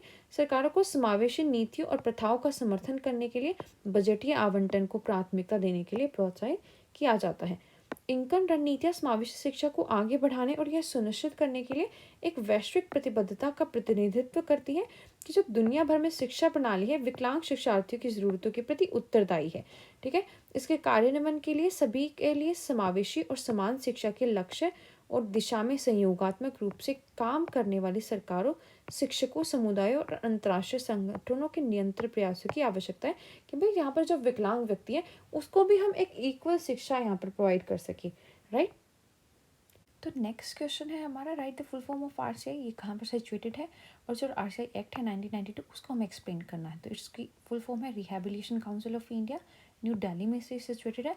और ये क्यों बनाया गया है? So the constitution of rehabilitation council of India this act establishes the rehabilitation council of India. तो इस एक्ट के अंदर रिहैबिलिटेशन काउंसिल आती है जो हमारे सभी जो स्पेशल स्कूल्स हैं, स्पेशल नीड्स वाले बच्चे हैं उनके लिए काम करती है as a body corporate with perception association and a common seal. Right. तो भारतीय पुनर्वास परिषद जो है, इसकी फुल फॉर्म क्या है? भारतीय पुनर्वास परिषद आरसीआई की, ये जो है नई दिल्ली में स्थित है। और भारतीय पुनर्वास परिषद अधिनियम 1992 में जो भारतीय पुनर्वास परिषद के गठन और विनियमन के लिए अधिनियमित किया गया था। तो इसका अधिनियम भारतीय पुनर्वास परिषद को शाश्वत उत्तराधिकार के और एक सामान्य मोहर के साथ कॉरपोरेट निकाय के रूप में स्थापित करता है कि भाई जो भी यहाँ पर विकलांगता वाले क्षेत्र हैं या उनकी शिक्षा से जुड़े क्षेत्र हैं उन पर ये काम करेगा। तो ऑब्जेक्ट क्या है इस काउंसिल के? The primary object of the council as outlined in the act include regulating and standardising training programmes and courses in the field of rehabilitation of person with disabilities. ठीक है, कि जो डिसेबिलिटीज़ वाले लोग हैं यहाँ पर उनके लिए उनके रिहैबिलिटेशन के लिए कोई कोर्सेज है, कोई ट्रेनिंग प्रोग्राम्स है, उनको ये स्टैंडर्डाइज करेंगे। लाइक जैसे हमारी बीएड जो है स्पेशल एजुकेशन वाली, वो भी आरसीआई के अंडर आती है कि वो एक स्टैंडर्डाइज ट्रेनिंग प्रोग्राम यहाँ पर टीचर्स के लिए है। राइट। देन फंक्शंस क्या है इस काउंसिल के? So the council is tasked with various functions including prescribing the minimum standard of course for training professionals, maintaining a center rehabilitation register and recognizing institutions and courses in the field of rehabilitation। ठीक है, कि भाई जो बच्चे हैं क्या उनकी qualification ऐसी है कि वो ऐसा कोर्स कर सकते हैं, ठीक है, प्रोफेशनली। क्या जो रिहैबिलिटेशन रजिस्टर उसको मेंटेन कैसे करते हैं, कोई इंस्टीट्यूशन है उसको जो मान्यता देना हो गया, ठीक है, कि क्या यहाँ पर वो इसकी एजुकेशन प्रोवाइड कर सकते हैं इन द फील्ड ऑफ रिहैबिलिटेशन। तो ये सारे फंक्शंस इसके होते हैं कि देखते हैं कि भाई कौन एलिजिबल है कौन एलिजिबल नहीं है, कहाँ पे जो है स्पेशल एजुकेशन जो है प्रोवाइड कर सकते हैं। देन पावर क्या है इस काउंसिल के? The act confers power upon the council to specify the conditions for granting recognition to institution and courses. ठीक है, कि इनके पास पावर है कि भाई किस इंस्टीट्यूशन को ये रिकॉग्नाइज करेंगे कि भाई वो यहाँ पर स्पेशल एजुकेशन के जो है प्रोवाइड कर सकते हैं। कंडक्ट इंस्पेक्शन वहाँ पर कर सकते करेंगे कि भाई सब कुछ अच्छे से चल रहा है या नहीं चल रहा है। And take steps to ensure the maintenance of standards in rehabilitation education and training. ठीक है, और वहाँ के स्टैंडर्ड्स देखेंगे कि भाई क्या ये स्टैंडर्ड्स के अकॉर्डिंग हो रहे हैं या जो है क्वालिटी एजुकेशन वहाँ पर बच्चों को प्रोवाइड नहीं किया जा रहा, एक अच्छा इंक्लूसिव एनवायरनमेंट नहीं दिया जा रहा। तो इस परिषद के क्या उद्देश्य हैं? अधिनियम में उल्लिखित परिषद के प्राथमिक उद्देश्यों में विकलांग व्यक्तियों के पुनर्वास के क्षेत्र में प्रशिक्षण कार्यक्रमों और पाठ्यक्रमों को विनियमित और माननीकृत करना यहाँ पर शामिल है। और इसके कार्य क्या है? तो इसमें बहुत सारे कार्य सौंपे गए इनको, जैसे पेशेवरों के प्रशिक्षण के लिए पाठ्यक्रमों का न्यूनतम मानक निर्धारित करना। ठीक है, कि भाई आपकी एलिजिबिलिटी कितनी होनी चाहिए अगर आपको आरसीआई वेरीफाइड एक एजुकेटर बनना है। ठीक है, केंद्रीय पुनर्वास रजिस्टर बनाया, पुनर्वास के क्षेत्र और संस्थान या उनके पाठ्यक्रम है उनको मान्यता देना इनके अकॉर्डिंग आता है। ठीक है, ये उनके कार्य हैं। तो परिषद की शक्तियाँ अगर हम देखें तो इनके अंदर पास ये शक्ति है कि भाई कि किस इंस्टीट्यूशन को ये बोलेंगे कि भाई आप ये जो स्पेशल एजुकेशन प्रोवाइड करा सकते हो। तो अधिनियम परिषद को संस्थानों और पाठ्यक्रमों को मान्यता देने के लिए शर्तों को निर्दिष्ट करे कि किसी इंस्टीट्यूशन को किसी स्कूल को मान्यता इनसे लेनी पड़ेगी अगर वो स्पेशल एजुकेशन यहाँ पर प्रोवाइड करना चाहते हैं। ठीक है, और निरीक्षण करने, ठीक है, यहाँ पर वो निरीक्षण कर सकते हैं, इंस्पेक्शन हो गया जैसे, और पुनर्वास शिक्षा और प्रशिक्षण के मानकों के रखरखाव को सुनिश्चित करने के लिए कदम उठाने की शक्ति उनके पास होती है कि भाई जहाँ पर पुनर्वास के जो कार्यक्रम है वो अच्छे से चल रहे हैं या नहीं। Then Central Rehabilitation Register. The Council is responsible for maintaining a Central Rehabilitation Register containing the names and other relevant particulars of person who have obtained qualification recognized by the Council. ठीक है, कि इस council से जो recognise participants हैं उनके लिए एक रजिस्टर मेंटेन किया जाता है जिसमें जो है सभी इंफॉर्मेशन जो रिक्वायर्ड होती है वो ये मेंटेन करते हैं। Then recognition of institution and courses. So the act empowers the council to recognize institution and courses related to rehabilitation, and it lays down the criteria and procedures for granting such recognition. ठीक है कि भाई कोई भी institution है कोई भी course है उसको जो मान्यता देना है वो इनका काम है, उसको रिकॉग्नाइज कराना कि उनका क्राइटेरिया क्या है, क्या प्रोसीजर है उनका रिकॉग्नाइजेशन का, तो वो सब हमारा RCI के अंडर आता है. देन एडवाइजरी कमिटीज़ यहाँ पर होती हैं. This act allows the council to constitute advisory committees to assist in performing its function. ठीक है कि यहाँ पर ये एडवाइजरी कमिटीज़ बना सकते हैं. And these committees may include person having knowledge and practical experiences in the field of rehabilitation. ठीक है और इन कम्युनिटीज़ में ये ऐसे लोग भी इंक्लूड कर सकते हैं जिनको रिहेबिलिटेशन से जुड़ा कोई एक्सपीरियंस हो प्रैक्टिकली. ठीक है या उनको नॉलेज हो. तो केंद्रीय पुनर्वास रजिस्ट्री मेंटेन करते हैं. ठीक है उसको बनाने के लिए जिम्मेदार है जिसमें परिषद द्वारा मान्यता प्राप्त या योग्यता प्राप्त करने वाले व्यक्तियों के नाम होते हैं. ठीक है लाइक BEd के बाद जब हमारा RCI का रजिस्ट्रेशन होता है तो उसमें यही तो होता है कि हम उसके रजिस्टर में हमारा नाम दर्ज हो जाता है कि भाई हमने जो है वहाँ से योग्यता प्राप्त की है. ठीक है और ऐसे व्यक्तियों के नाम या अन्य प्रासंगिक विवरण वहाँ पर शामिल होते हैं. देन संस्थानों और पाठ्यक्रमों की मान्यता. ठीक है कि भाई क्या सिलेबस होना चाहिए, कौन कौन से संस्थान हैं जिनको वो मान्यता देंगे इनके लिए. तो अधिनियम परिषद को पुनर्वास से संबंधित संस्थानों और पाठ्यक्रमों को मान्यता देने का अधिकार देता है और यह ऐसी मान्यता देने के लिए मानदंड और प्रक्रिया यहाँ पर निर्धारित करता है. देन सलाहकार समितियाँ. तो अधिनियम परिषद को अपने कार्य को निष्पादित करने में सहायता के लिए सलाहकार समितियों का गठन करने की अनुमति देती है कि भाई कोई सलाहकार समिति यहाँ पर उसका गठन कर सकते हैं और इन समितियों में जो पुनर्वास के क्षेत्र हैं उसमें ज्ञान या व्यवहारिक अनुभव वाले व्यक्तियों को भी वो शामिल कर सकते हैं. Then funding and finances. So the act details the source of funding for the council, including grants, donation, fees, and other receipts. It outlines the procedure of budgeting and financial management. ठीक है कि भाई जो budget है या financial management है rehabilitation के लिए वो पर्टिकुलरली कैसे होती है, तो वो ये बताते हैं कि कोई ग्रांट है, कोई डोनेशंस है या फीस है या किस तरीके से जो है इनका फाइनेंसेस या फंडिंग होती है. Then protection of action taken in good faith. So the act provides protection against legal proceedings for actions taken in good faith by council, its members of its and or its employees. ठीक है कि ये legal proceedings यहाँ पर ये provide करते हैं कि भाई जो इसके मेंबर्स हैं एम्प्लॉयज़ हैं वो यहाँ पर एक अच्छा फेथ अपनी काउंसिल के लिए प्रोवाइड करते हैं या नहीं करते हैं. देन पेनल्टीज इसमें डिस्क्राइब होती हैं. सो the act specifies penalties for certain offences की कोई ऑफेंस हुआ तो वहाँ पर पेनल्टीज दी जाती हैं such as offering courses without recognization. ठीक है कि किसी ने बिना रिकॉग्नाइज किए बिना मान्यता प्राप्त की कोई कोर्स यहाँ पर अपनी तरफ से यहाँ पर इंक्लूड कर दिया है. कॉन्ट्राविनिंग काउंसिल रेगुलेशंस किसी ने की है या कोई ऑब्स्ट्रक्टिंग इंस्पेक्शंस यहाँ पर अगर हुई हैं तो उनके लिए यहाँ पर पेनल्टीज भी इन्होंने इन्वॉल्व की हैं, इंक्लूड की हैं. देन फंडिंग और वित्त के लिए अगर हम देखें तो अधिनियम परिषद के लिए अनुदान, दान शुल्क और अन्य प्राप्तियों से धन के स्रोतों का विवरण देता है कि कहाँ से इनके पास जो है धन आता है.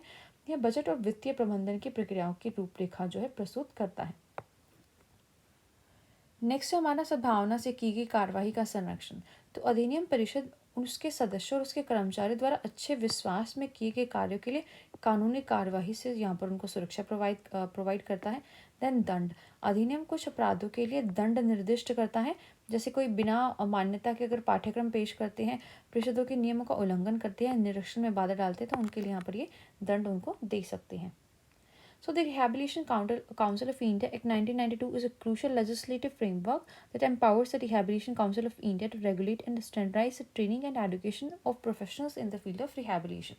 It plays a significant role in ensuring the quality of rehabilitation services and providing a well-being and inclusive of persons with disabilities in society. तो अगर भारतीय पुनर्वास अधिनियम की अगर हम देखें तो ये एक महत्वपूर्ण विधायी ढांचा है जो भारतीय पुनर्वास परिषद और पुनर्वास के क्षेत्र में पेशेवरों के प्रशिक्षण और शिक्षा को विनियमित और मानकीकृत करने का अधिकार देता है. यह पुनर्वास सेवाओं की गुणवत्ता सुनिश्चित करने और समाज में विकलांग व्यक्तियों के कल्याण और समावेशन को बढ़ावा देने में एक महत्वपूर्ण भूमिका निभाता है. नेक्स्ट हमारा we have to write the advantages of community based learning. ठीक है तो उसके क्या क्या एडवांटेजेस होंगे कि रियल वर्ल्ड एप्लीकेशन हमारे पास होगी. Student can apply theoretical knowledge to real world situation enhancing practical understanding. ठीक है जो अपनी थ्योरेटिकल नॉलेज है उसको रियल वर्ल्ड में वो इंप्लीमेंट कर सकेंगे जिससे उनकी प्रैक्टिकल अंडरस्टैंडिंग होगी. Right then hands on experience. So it provides hands on experience allowing students to actively engage with the community and develop practical skill. ठीक है कि वो चीज़ें कुछ करके सीखते हैं तो एक कम्युनिटी में जो है प्रैक्टिकल स्किल्स वहाँ पर डेवलप होते हैं. Then civic engagement. Promote civic responsibility and social awareness by involving students in community issues in problem solving, ठीक है, कि वो कम्युनिटी इशूज़ या प्रॉब्लम सॉल्विंग्स में अगर बच्चों को इंक्लूड करते हैं तो उनकी सिविक रिस्पॉन्सिबिलिटी या सोशल अवेयरनेस यहाँ पर इंक्रीज़ होती है। हॉलिस्टिक डेवलपमेंट उनकी होती है by community-based learning, fosters holistic development by addressing not only academic aspects but also social, emotional and ethical dimension, ठीक है, कि हम जो उनके सोशल एथिकल इमोशनल डायमेंशंस हैं उनको भी यहाँ पर एड्रेस करते हैं। तो इससे जो है बच्चे का समग्र विकास यहाँ पर हम बोल सकते हैं कि ऐसा नहीं कि खाली हम एकेडमिक डेवलपमेंट उनकी करा रहे हैं। एंड कल्चरल कॉम्पिटेंस की भावना आती है उनमें अंदर। Enhance cultural competence as students interact with diverse community members fostering a broader perspective, है जो उनका पर्सपेक्टिव है यहाँ पर वो ज़्यादा ब्रॉड हो जाता है क्योंकि भाई डिफरेंट डिफरेंट डाइवर्स कम्युनिटीज़ के साथ जो है उनका इंटरेक्शन होता है। इससे जो कल्चरल कॉम्पिटेंस है यहाँ पर वो इंक्रीज होता है। सो समुदाय आधारित शिक्षा के लाभ अगर हमें लिखने हैं तो पहला कि वास्तविक दुनिया में अनुप्रयोग, छात्र व्यवहारिक समझ को बढ़ाते हुए सैद्धांतिक ज्ञान को वास्तविक दुनिया की स्थितियों में लागू कर सकते हैं। देन व्यवहारिक अनुभव है, यह व्यवहारिक अनुभव प्रदान करता है जिससे छात्रों को समुदाय के साथ सक्रिय रूप से जुड़ने और व्यवहारिक कौशल विकसित करने की अनुमति मिलती है। फिर है नागरिक जुड़ाव, सामुदायिक मुद्दों और समस्या समाधान में छात्रों को शामिल करके नागरिक जिम्मेदारी और सामाजिक जागरूकता को बढ़ावा देता है। समग्र विकास होता है कि न केवल शैक्षणिक पहलू बल्कि जो सामाजिक, भावनात्मक या नैतिक आयाम है उनको भी संबोधित करके समग्र विकास को बढ़ावा देता है। फिर आता है सांस्कृतिक क्षमता, तो इससे हमारी सांस्कृतिक क्षमता बढ़ती है क्योंकि छात्र विविध समुदाय के सदस्यों के साथ बातचीत करते हैं जिससे व्यापक परिप्रेक्ष्य को यहाँ पर बढ़ावा मिलता है। Then networking opportunities, creating networking opportunities for student, connecting them with community organizations, professionals and potential employer, ठीक है, तो इससे जो नेटवर्किंग अपॉर्चुनिटीज है वो जो है बच्चों की इंक्रीज होती है। उन्हें डिफरेंट डिफरेंट कम्युनिटी की ऑर्गेनाइजेशन है उनके साथ मिलवाया जाता है, जो प्रोफेशनल्स हैं या जो पोटेंशियल एम्प्लॉय है उनके साथ काम करने का उनको मौका मिलता है। उनकी पर्सनल ग्रोथ है उसको एनकरेज करती है। Self reflection and a deeper understanding of one's role in society, ठीक है, उनका सोसाइटी में रोल क्या है ये बच्चों को पता लगता है, उनकी प्रोफेशनल ग्रोथ है वो एनरिच यहाँ पर होती है। Then collaborative learning emphasizes collaborative learning as students work together on projects promoting teamwork and communication skills, ठीक है, तो यहाँ पर जब वो साथ में काम करते हैं तो उनका टीम वर्क इंक्रीज होता है, उनके कम्युनिकेशन स्किल्स यहाँ पर बेटर होते हैं। Then motivation, increase motivation and engagement by connecting learning to real life situations and community needs, ठीक है, तो यहाँ पर मोटिवेशन बच्चों में आता है कि उनको रियल लाइफ सिचुएशंस दी जाती हैं, ठीक है, कि भाई आपकी कम्युनिटी में ऐसा ऐसा हो रहा है कि प्रॉब्लम है, इसको आप सॉल्व कैसे करोगे, तो जो कम्युनिटी की नीड्स है यहाँ पर उनको भी वो फुलफिल करते हैं, उनके अंदर ये मोटिवेशन आता है। Then community development, so benefit the community by providing additional resources, expertise and support, तो यहाँ पर कम्युनिटी की डेवलपमेंट भी हो जाती है क्योंकि वो उनको अच्छे से रिसोर्सेज, एक्सपर्टीज और सपोर्ट यहाँ पर प्रोवाइड करते हैं। Then critical thinking develops critical thinking skills as students analyze and address complex communities challenges, ठीक है, तो उनकी critical thinking यहाँ पर डेवलप हो जाती है क्योंकि जो है डिफरेंट डिफरेंट कम्युनिटी के challenges यहाँ पर फेस करते हैं, उनका सोल्यूशन निकालने का वो बच्चे जो है ट्राई करते हैं।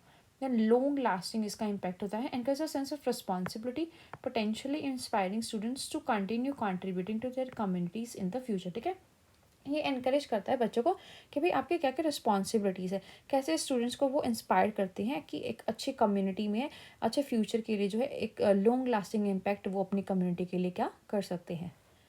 तो नेटवर्किंग के अवसर वहाँ पर छात्रों को वो प्रोवाइड करते हैं, छात्रों के लिए नेटवर्किंग का अवसर पैदा करता है, उन्हें सामुदायिक संगठनों, पेशेवरों और संभावित नियोक्ताओं से जोड़ता है। फिर उसका व्यक्तिगत विकास, तो व्यक्तिगत विकास आत्म प्रतिबिंब और समाज में अपनी भूमिका की गहरी समझ को प्रोत्साहित करता है। उसके बाद जो सहयोगात्मक शिक्षा उस पर जोर दिया जाता है क्योंकि छात्र परियोजनाओं के साथ काम करते हैं, टीम वर्क और संचार कौशल जो है वहाँ पर उनका इंक्रीज होता है क्योंकि वो एक साथ कम्युनिटी में वहाँ पर काम कर रहे हैं। प्रेरणा उनको मिलती है कि सीखने का वास्तविक जीवन की स्थितियों की और समुदाय की ज़रूरतों से जोड़कर उनकी प्रेरणा और जुड़ाव बढ़ता है कि भाई यहाँ पर हम समुदाय की किसी ज़रूरत को कैसे पूरा कर सकते हैं, ठीक है, वास्तविक जीवन की स्थितियाँ उन्हें मिलती है तो इससे उन्हें प्रेरणा मिलती है। सामुदायिक विकास, अतिरिक्त संसाधन, विशेषज्ञता और अगर सहायता वो प्रदान करते हैं तो उससे जो है समुदाय को लाभ पहुंचता है, तो सामुदायिक विकास यहाँ पर होता है। आलोचनात्मक सोच उनकी बनती है, जब छात्र जटिल सामुदायिक चुनौतियों का विश्लेषण और समाधान करते हैं तो उनके अंदर जो है महत्वपूर्ण कौशल यहाँ पर विकसित होते हैं। उसके साथ लंबे समय तक भी उसका जो है प्रभाव चलता रहता है क्योंकि जो जिम्मेदारी की भावना है वो उनके अंदर प्रोत्साहित हो जाती है, तो संभावित रूप से छात्रों को भविष्य में अपने समुदाय में योगदान जारी रखने के लिए वो चीज़ें यहाँ पर प्रेरित करती हैं, राइट। नेक्स्ट क्वेश्चन है, we have to list out the principles of pragmatism, ठीक है, कि उसके प्रिंसिपल्स क्या है। सो प्रैग्मेटिज्म क्या है, is a philosophical tradition that emphasises practical consequences and the practical values of ideas, ठीक है, कि जो आइडियाज़ उनके प्रैक्टिकल वैल्यूज़ पे जो है फोकस करता है। तो प्रैक्टिकल कॉन्सिक्वेंसेज क्या होते हैं? प्रैग्मेटिज्म इवेल्युएट्स द मीनिंग और truth of an idea based on it's practical consequences in the real world, ठीक है। प्रैक्टिकल कॉन्सिक्वेंसेज की एक चीज़ को हमने थ्योरी में देखा, अगर उसको प्रैक्टिकली वो चीज़ ठीक हो जाती है तो उसको हम करेक्ट मानते हैं, ठीक है। कि अगर हमें वाटर से यहाँ, ठीक है, हमें पानी से यहाँ पर बिजली बनानी थी, इलेक्ट्रिसिटी जनरेट करनी थी, तो अगर हमने वो प्रैक्टिकल करके देखा और वो सही से जनरेट होगी तो हम मानेंगे कि भाई ये चीज़ें यहाँ पर करेक्ट हैं। तो इसका यही मीनिंग है कि भाई वो देखते हैं कि जो आइडिया है उसके प्रैक्टिकल कॉन्सिक्वेंसेज हमारे रियल वर्ल्ड में क्या, अगर वो ठीक है तो जो वो फॉर्मूला वो यहाँ पर करेक्ट हो जाएगा, right. Then instrumentalism. So ideas and theories are seen as instruments or tools for solving problems, ठीक है। यहाँ पर जो ideas और theories उनको tools लिया जाता है कि भाई इससे हम जो है किसी problem को solve कर सकते हैं और achieve goal rather than abstract truth, ठीक है। और यहाँ पर हम एक अपना जो goal है उसको achieve करते हैं rather than any abstract truth, ठीक है। Then एम्पिरिज्म यहाँ पर आता है। So pragmatist emphasise importance of experience and experimentation in the process of gaining knowledge. तो यहाँ पर वो फोकस करते हैं कि भाई बच्चे के पास एक्सपीरियंस होना चाहिए, ना कि हम उनको थ्योरी सिखा रहे हैं कि उनको भाई रियल लाइफ एक्सपीरियंस यहाँ पर हमें प्रोवाइड करना है, तो उस पर ये फोकस करते हैं। प्लूरलिज्म यहाँ पर होता है। Recognise that multiple perspective and solutions may exist for a particular problem, ठीक है, कि भाई एक प्रॉब्लम के लिए यहाँ पर बहुत सारे सॉल्यूशंस हो सकते हैं, तो वो हमें ऐसी कॉग्निटिव एबिलिटीज बच्चों के अंदर डेवलप करनी है कि वो उसको ऐसे तरीके से भी यहाँ पर सोच सके। And there is a no single universal truth, ठीक है, कि ऐसा नहीं होता कि भाई एक प्रॉब्लम में उसका एक ही यूनिवर्सल सॉल्यूशन यहाँ पर है, right.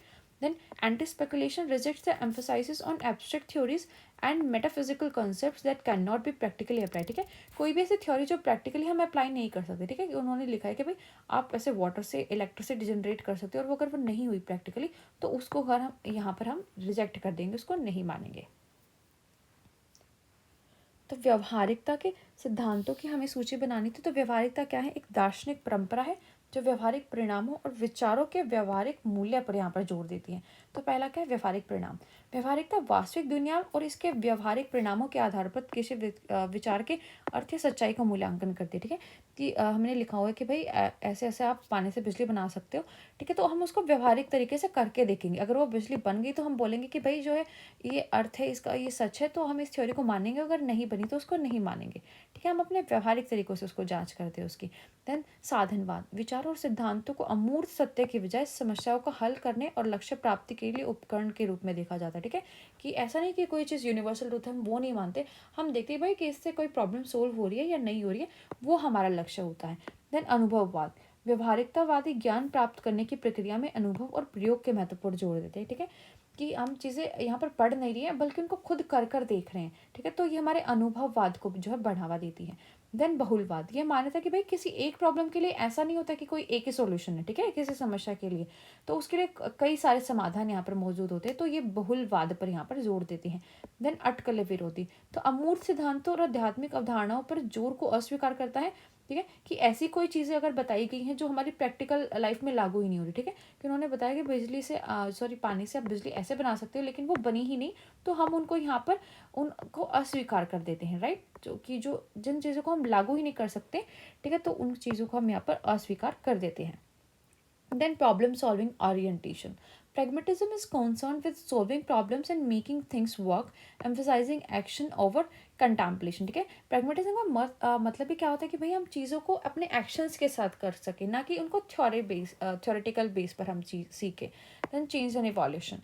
Views, truth and knowledge is evolving for changing over time.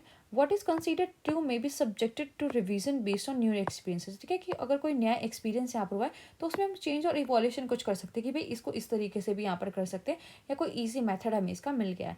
Then anti dogmatism. So reject rigid fixed doctrines and emphasise flexibility and openness to new ideas, ठीक है। कोई ऐसा चीज़ कि भाई हम तो पर्टिकुलरली इसी आइडिया को फॉलो करेंगे, तो इन चीज़ों को ये रिजेक्ट करते हैं और जो नए आइडियाज़ है उनके लिए एक ओपननेस को ये बढ़ावा देते हैं।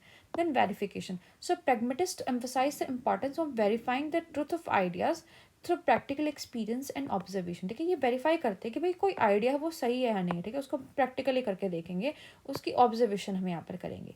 देन ह्यूमन सेंटर्ड होता है, focuses on the human experience and the impact of ideas on human life. ठीक है, कि भाई ये कोई आइडिया है, इसका ह्यूमन लाइफ पे क्या इम्पैक्ट होगा। तो wellbeing of individuals and society of central is consent. ठीक है, कि इससे जो है इंडिविजुअल्स या हमारी सोसाइटी की वेलबींग होगी या नहीं होगी, तो ह्यूमन सेंटर्ड अप्रोच को ये फॉलो करता है। तो समस्या समाधान अभिविन्यास ये देखता है कि व्यवहारिकता का संबंध समस्याओं को सुलझाने या चीज़ों को काम में लाने से, जो चिंतन से अधिक कार्यवाही पर जोर देता है कि उसके बारे में हमें केवल सोचना नहीं, उसको कर कर यहाँ पर देखना है। देन परिवर्तन और विकास, तो सत्य और ज्ञान के समय के साथ विकसित और बदलते हुए देखता है। ठीक है, ऐसा नहीं कि भाई किसी एक ही चीज़ को हमें सत्य मान ले तो हम उसको टाइम के साथ चेंज नहीं कर सकते, नहीं, हम उसको टाइम के साथ चेंज करेंगे। और जो सत्य माना जाता है वह नए अनुभवों के आधार पर संशोधन के अधीन हो सकता है। ठीक है, कि कोई चीज़ अगर हम पहले से यूनिवर्सल ट्रुथ मान रहे हैं, तो अगर हमें कोई नई खोज की है, ठीक है, नया एक्सपेरिमेंट हुआ है, तो हम उसमें कुछ चीज़ें यहाँ पर अपनी ओर से इंक्लूड कर सकते हैं, उसमें परिवर्तन हम कर सकते हैं। नेक्स्ट है हमारा हठ धर्मिता विरोधी, तो कठोर निश्चित सिद्धांत को अस्वीकार करता है और नए विचारों के प्रति लचीलेपन और खुलेपन पर यह जोर देता है। फिर सत्यापन, तो व्यवहारवादी व्यवहारिक अनुभव और अवलोकन के माध्यम से विचारों की सच्चाई को सत्यापित करने के महत्व पर भी ये जोर देता है। तो फिर मानव केंद्रित, मानव अनुभव और मानव जीवन पर विचारों के प्रभाव पर यह ध्यान केंद्रित करता है। व्यक्ति और समाज की भलाई की एक केंद्रीय चिंता का ये विषय जो है बनता है कि भाई क्या इस चीज़ से जो है व्यक्तियों की भलाई हो रही है, कि हमारे समुदाय की भलाई हो रही है या नहीं हो रही है। तो ये मानव केंद्रित अप्रोच को जो है फॉलो करता है।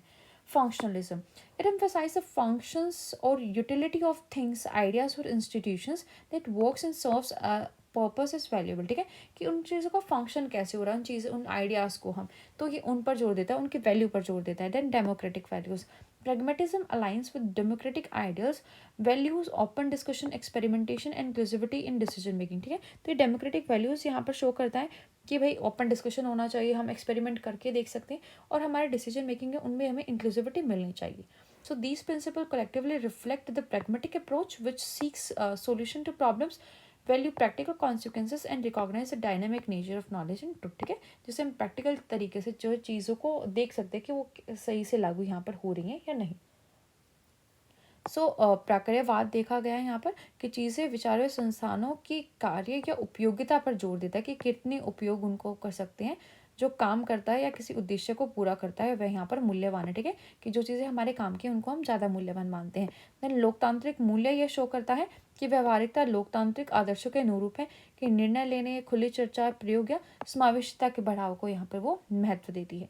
यह सिद्धांत सामूहिक रूप से व्यवहारिक दृष्टिकोण को दर्शाते हैं, जो समस्याओं के समाधान ढूंढता है और व्यवहारिक परिणामों को महत्व देता है, और ज्ञान और सत्य की गतिशीलता की प्रकृति को यहाँ पर पहचानता है। नेक्स्ट है हमें फुल फॉर्म लिखनी है IEDC की एंड UNCRPD की। तो IEDC क्या है यहाँ पर, integrated education for disabled children, right, that is विकलांग बच्चों के लिए एकीकृत शिक्षा। और अगर UNCRPD की अगर हम बात करें तो वो क्या है, United Nation conventions on the right of person with disabilities, that is विकलांग व्यक्तियों के अधिकारों पर संयुक्त राष्ट्र कन्वेंशन। ओके, नेक्स्ट हमें डिस्कस करना है IEDC की फुल फॉर्म।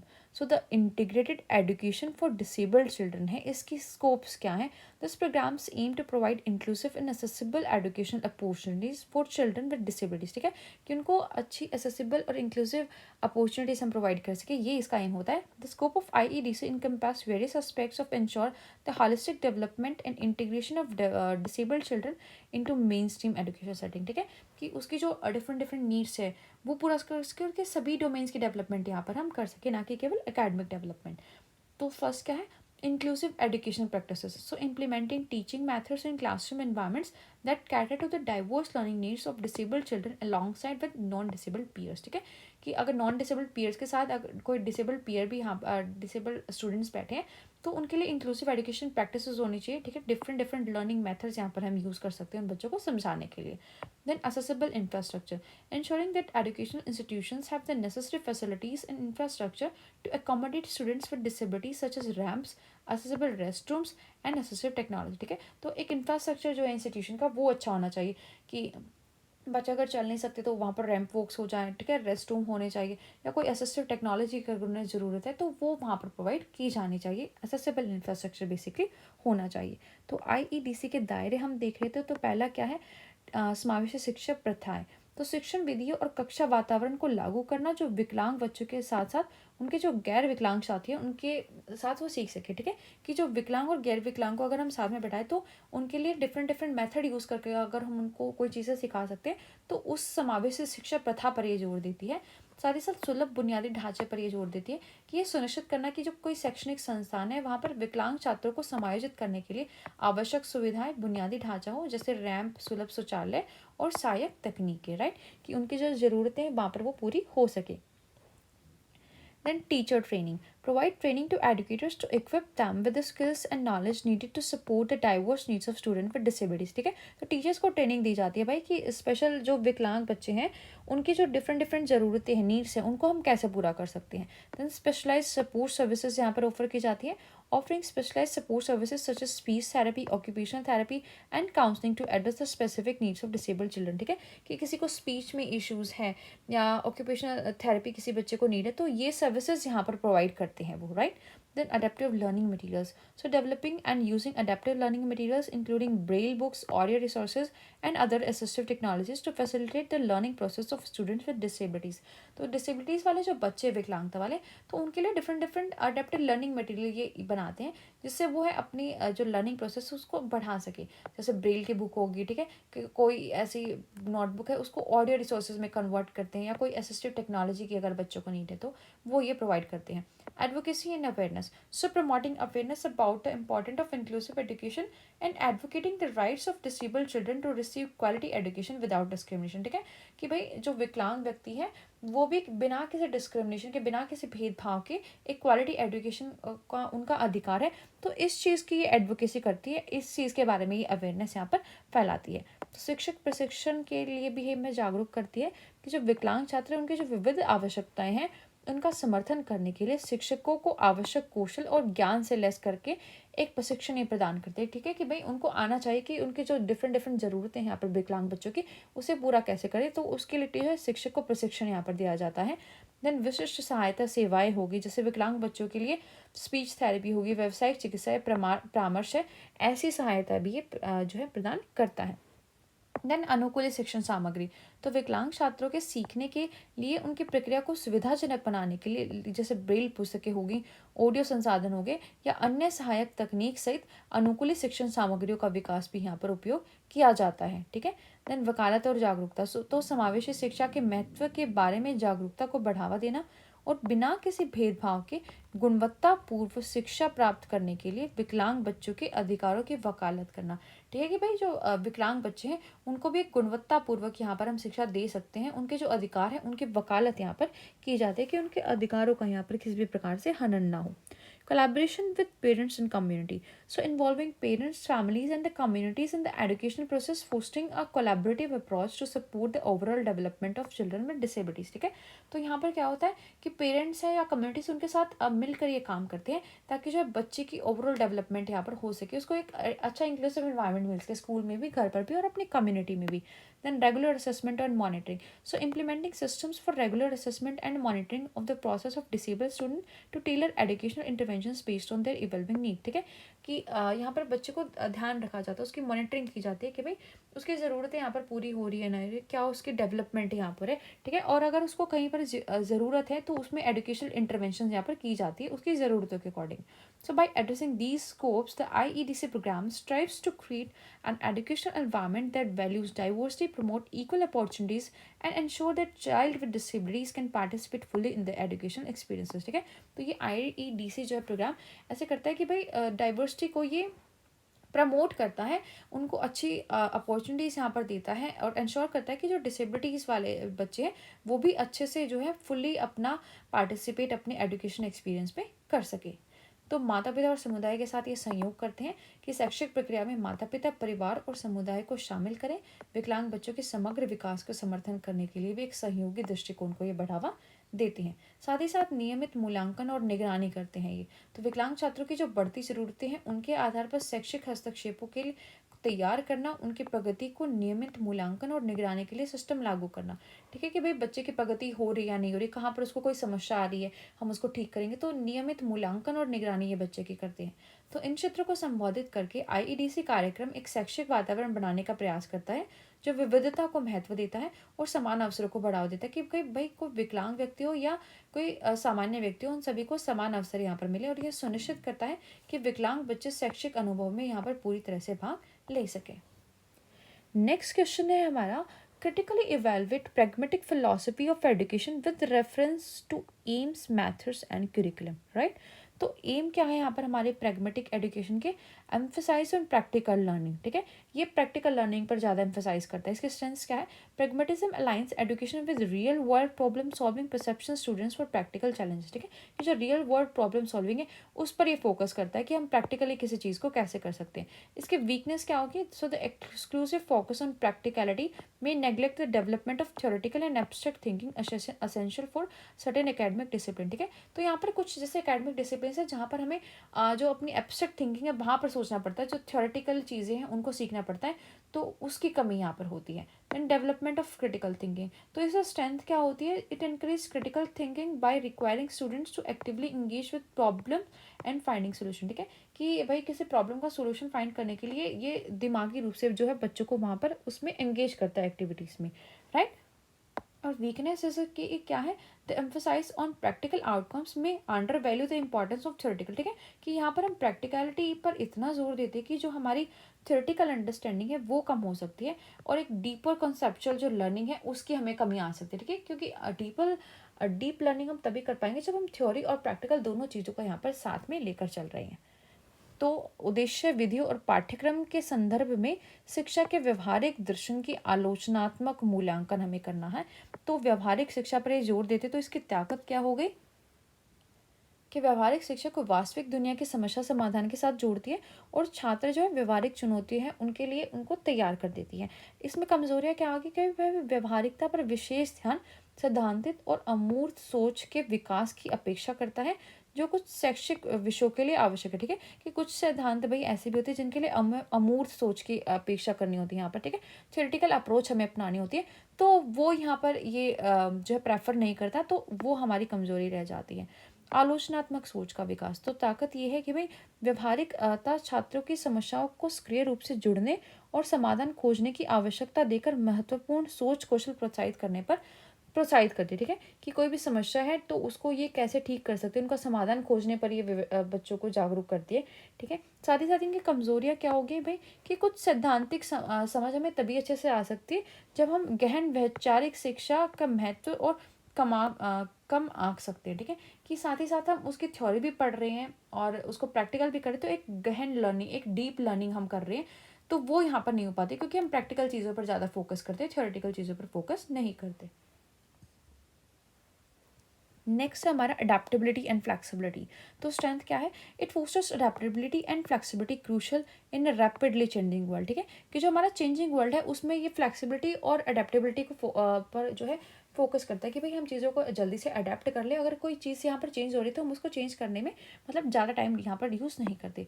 वीकनेस क्या है? The emphasis on adaptability might overlook the importance of fundamental knowledge base specially in subjects that require a deep understanding of principle. ठीक है, यहाँ पर क्या होता है कि भाई हमें कोई भी नई चीज़ लगी कि हाँ प्रैक्टिकल तरीके से सही काम कर रही है, तो हम क्या उसका जो फंडामेंटल नॉलेज बेस है वो नहीं जान पाते और उसको चेंज कर देते हैं।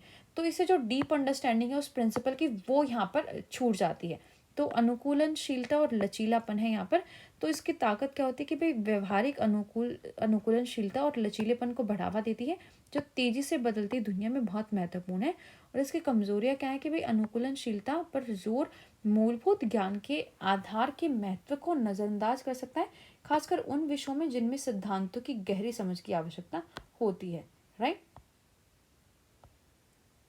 नेक्स्ट है हमारा मेथड्स ऑफ प्रैग्मेटिक एजुकेशन। इनके मेथड्स क्या है? पहला है एक्सपेरिमेंटल लर्निंग। तो एक्सपेरिमेंटल लर्निंग की स्ट्रेंथ क्या होती है कि भाई हमने एक्सपीरियंस से सीखते हैं तो हमारी जो समझने की या रिटेंशन की पावर है वो बढ़ जाती है। साथ ही साथ वीकनेस क्या है कि हम इसमें एक्सपेरिमेंट पर ही इतना ज़्यादा जोर दे देते कि जो हमारी थ्योरेटिकल नॉलेज है वो यहाँ पर कम हो जाती है, जो हमारी डेप्थ में अंडरस्टैंडिंग है वो नहीं हो पाती।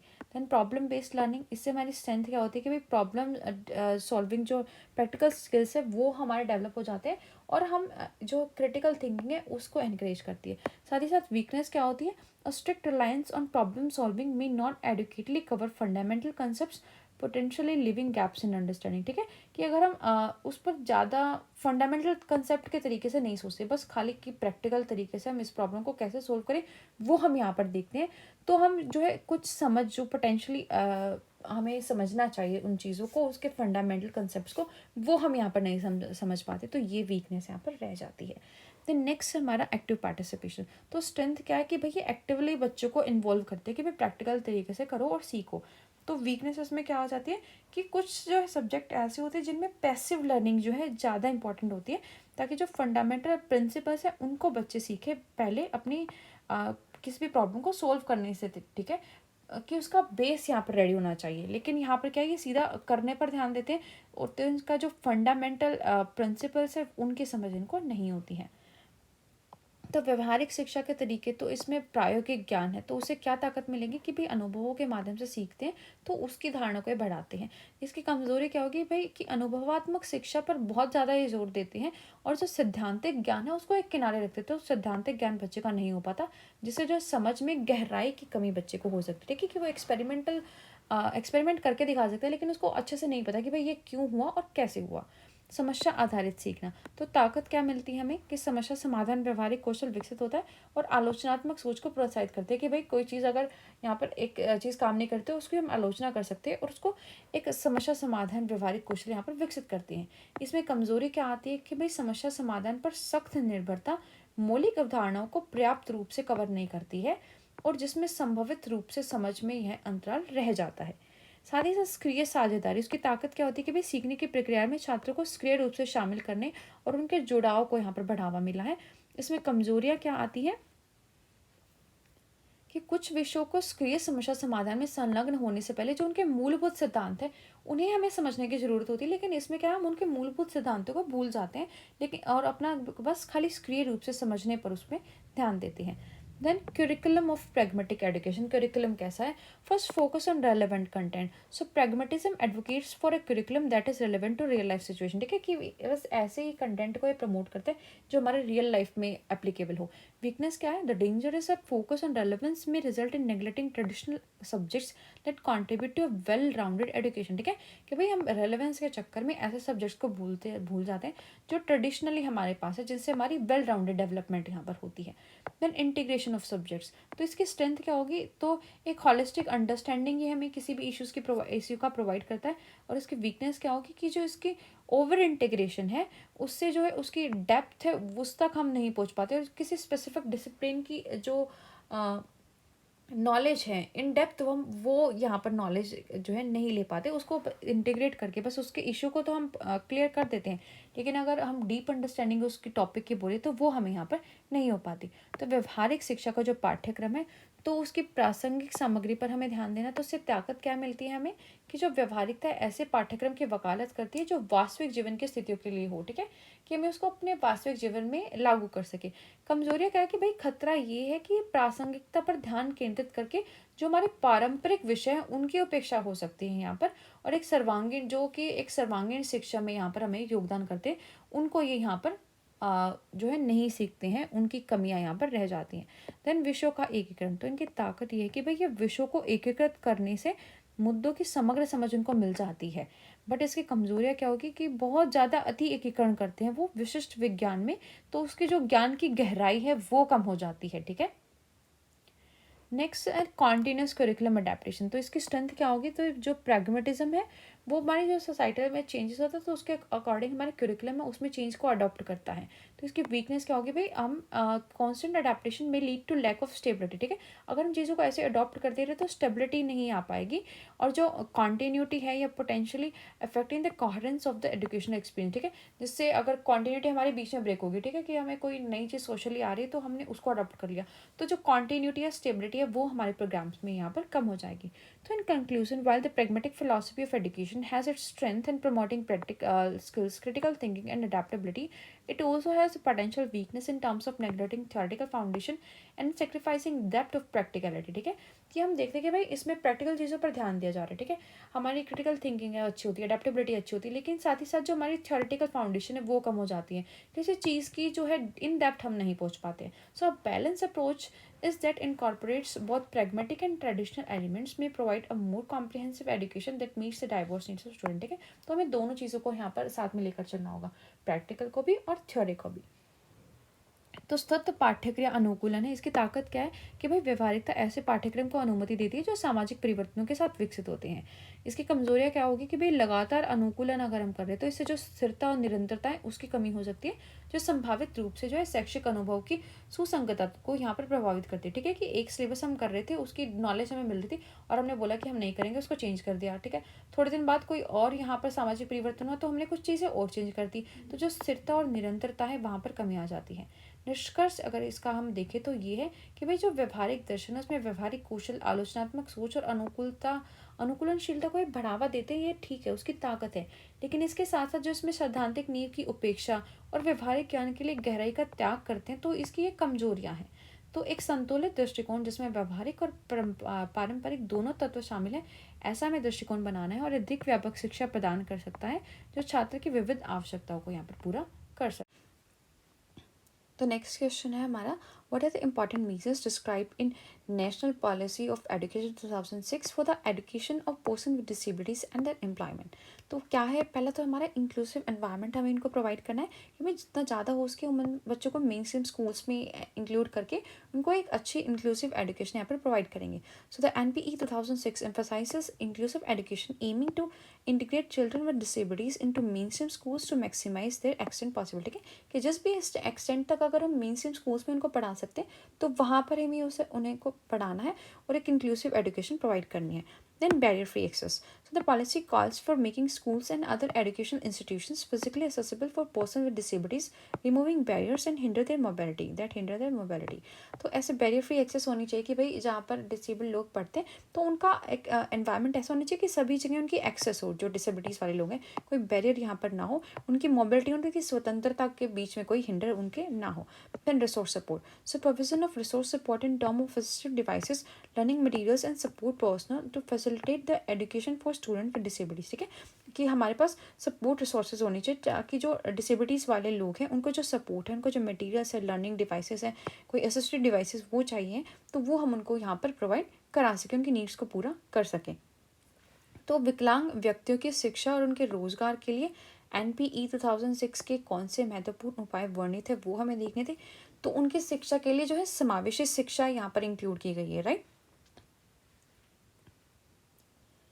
कि NPE 2006 समावेशी शिक्षा पर जोर देता है जिसका लक्ष्य विकलांग बच्चों और अधिकतम संभव सीमा तक मुख्यधारा और स्कूलों में एकीकृत करना। ठीक है, कि जो भाई जितने विकलांग व्यक्ति हैं, जो बच्चे हैं, उनको मुख्यधारा स्कूल में हम जहाँ तक पढ़ा सकते तो उनको मुख्यधारा स्कूल में ही हमें रखना है। बाधा मुक्त पहुँच उनकी होनी चाहिए।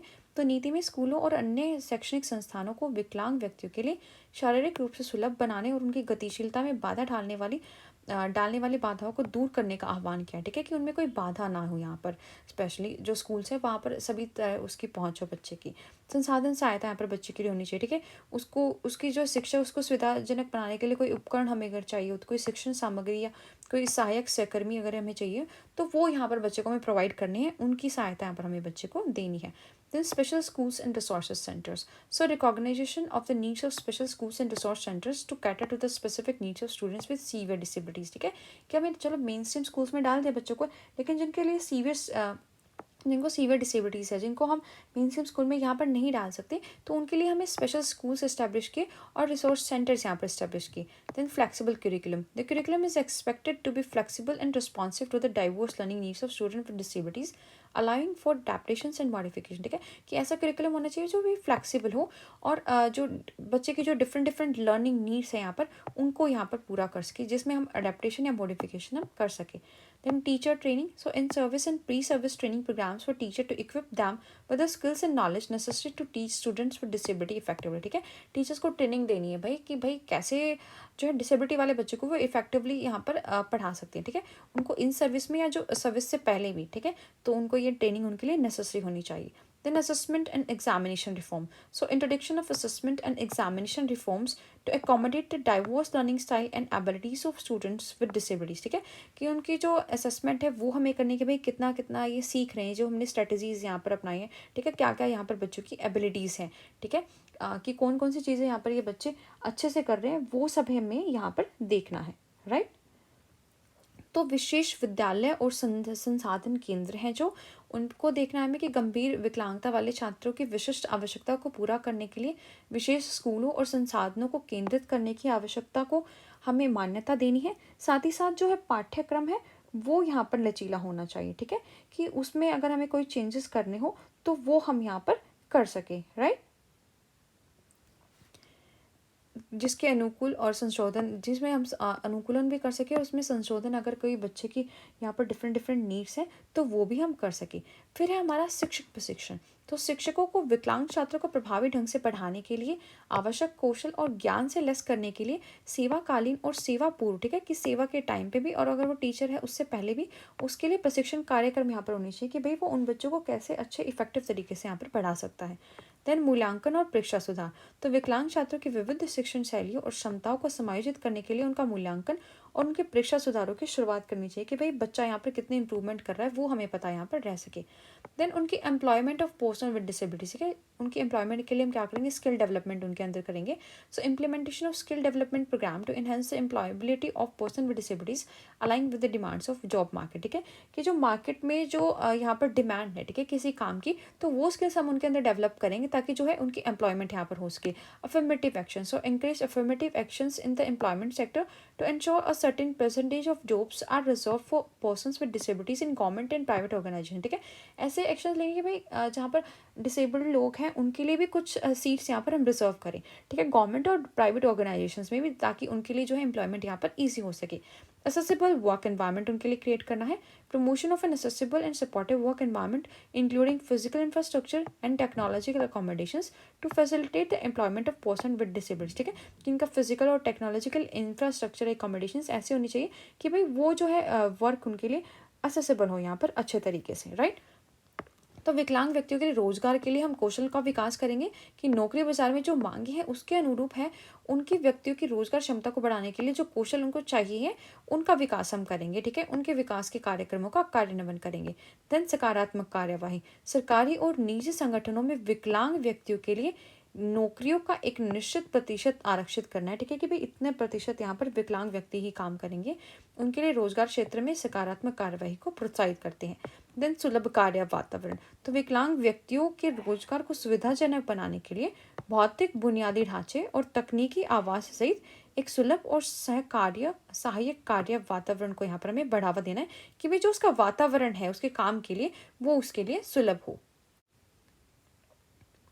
Then next हमारा awareness and sensitisation programme among employers and coworkers to promote inclusive and supportive workplace, ठीक है, कि वहाँ पर जो है उस वर्क प्लेस को सपोर्टिव और कंडक्टिव बनाने के लिए वहाँ पर हमें अवेयरनेस लोगों के बीच फैलानी है, ठीक है। देन लीगल प्रोटेक्शन उनके लिए होनी चाहिए, enforcement for legal protection and right of person, ठीक है, जो उनके राइट्स है वो यहाँ पर बचे रहें, but disabilities in the work place ensuring equal opportunities and non discrimination, ठीक है, कि उनको इक्वल अपॉर्चुनिटीज यहाँ पर मिली, उनके जो राइट्स है वो यहाँ पर प्रॉपर उनको मिले, उनके साथ कोई डिस्क्रिमिनेशन ना हो, तो इसके लिए उनके लीगल प्रोटेक्शंस होनी चाहिए। देन एंटरप्रेन्योरशिप अपॉर्चुनिटीज उनके पास होनी चाहिए, facilitating entrepreneurship opportunities for persons with disabilities, encouraging them to start their own ventures and become self-reliant, ठीक है, कि उनको कोई काम अगर खुद से स्टार्ट करना है तो वो अपॉर्चुनिटीज़ भी उनके पास होनी चाहिए। तो जागरूकता और संवेदनशीलता यहाँ पर देखी जाती है कि अधिक समावेशी और सहायक कार्यस्थल संस्कृति को बढ़ावा देने के लिए नियोक्ताओं और सहकर्मियों के बीच जागरूकता और संवेदी कार्यक्रम हम आयोजित कर सकते हैं। साथ ही साथ कानूनी सुरक्षा होनी चाहिए कि भाई कार्यस्थल पर विकलांग व्यक्तियों के लिए कानूनी सुरक्षा हम प्रोवाइड करें जिससे उनके अधिकारों का सुदृढ़ीकरण, समान अवसर उनका गैर भेदभाव है जो ऐसा वातावरण हम सुनिश्चित कर सकें। उनकी उद्यमिता के अवसर, तो विकलांग व्यक्तियों के लिए उद्यमिता के अवसरों को सुविधाजनक बनाना उन्हें अपना उद्यम शुरू करने और आत्मनिर्भर करने के लिए प्रोत्साहित करता है, ठीक है, कि अगर उनको अपना खुद का कोई काम यहाँ पर शुरू करना है तो वो कर सकते हैं। So we are done with all the questions that occurred previously in the exam of contemporary Indian education. ठीक है, अगर इसके अलावा भी आपको कोई क्वेश्चन ऐसा दिखता है, so you can write us, we will provide you the solution of that as well, right? And if you like our content, you can subscribe to our channel for more content related to BEd special education and special education teacher. So see you in the next video. Till then, namaskar.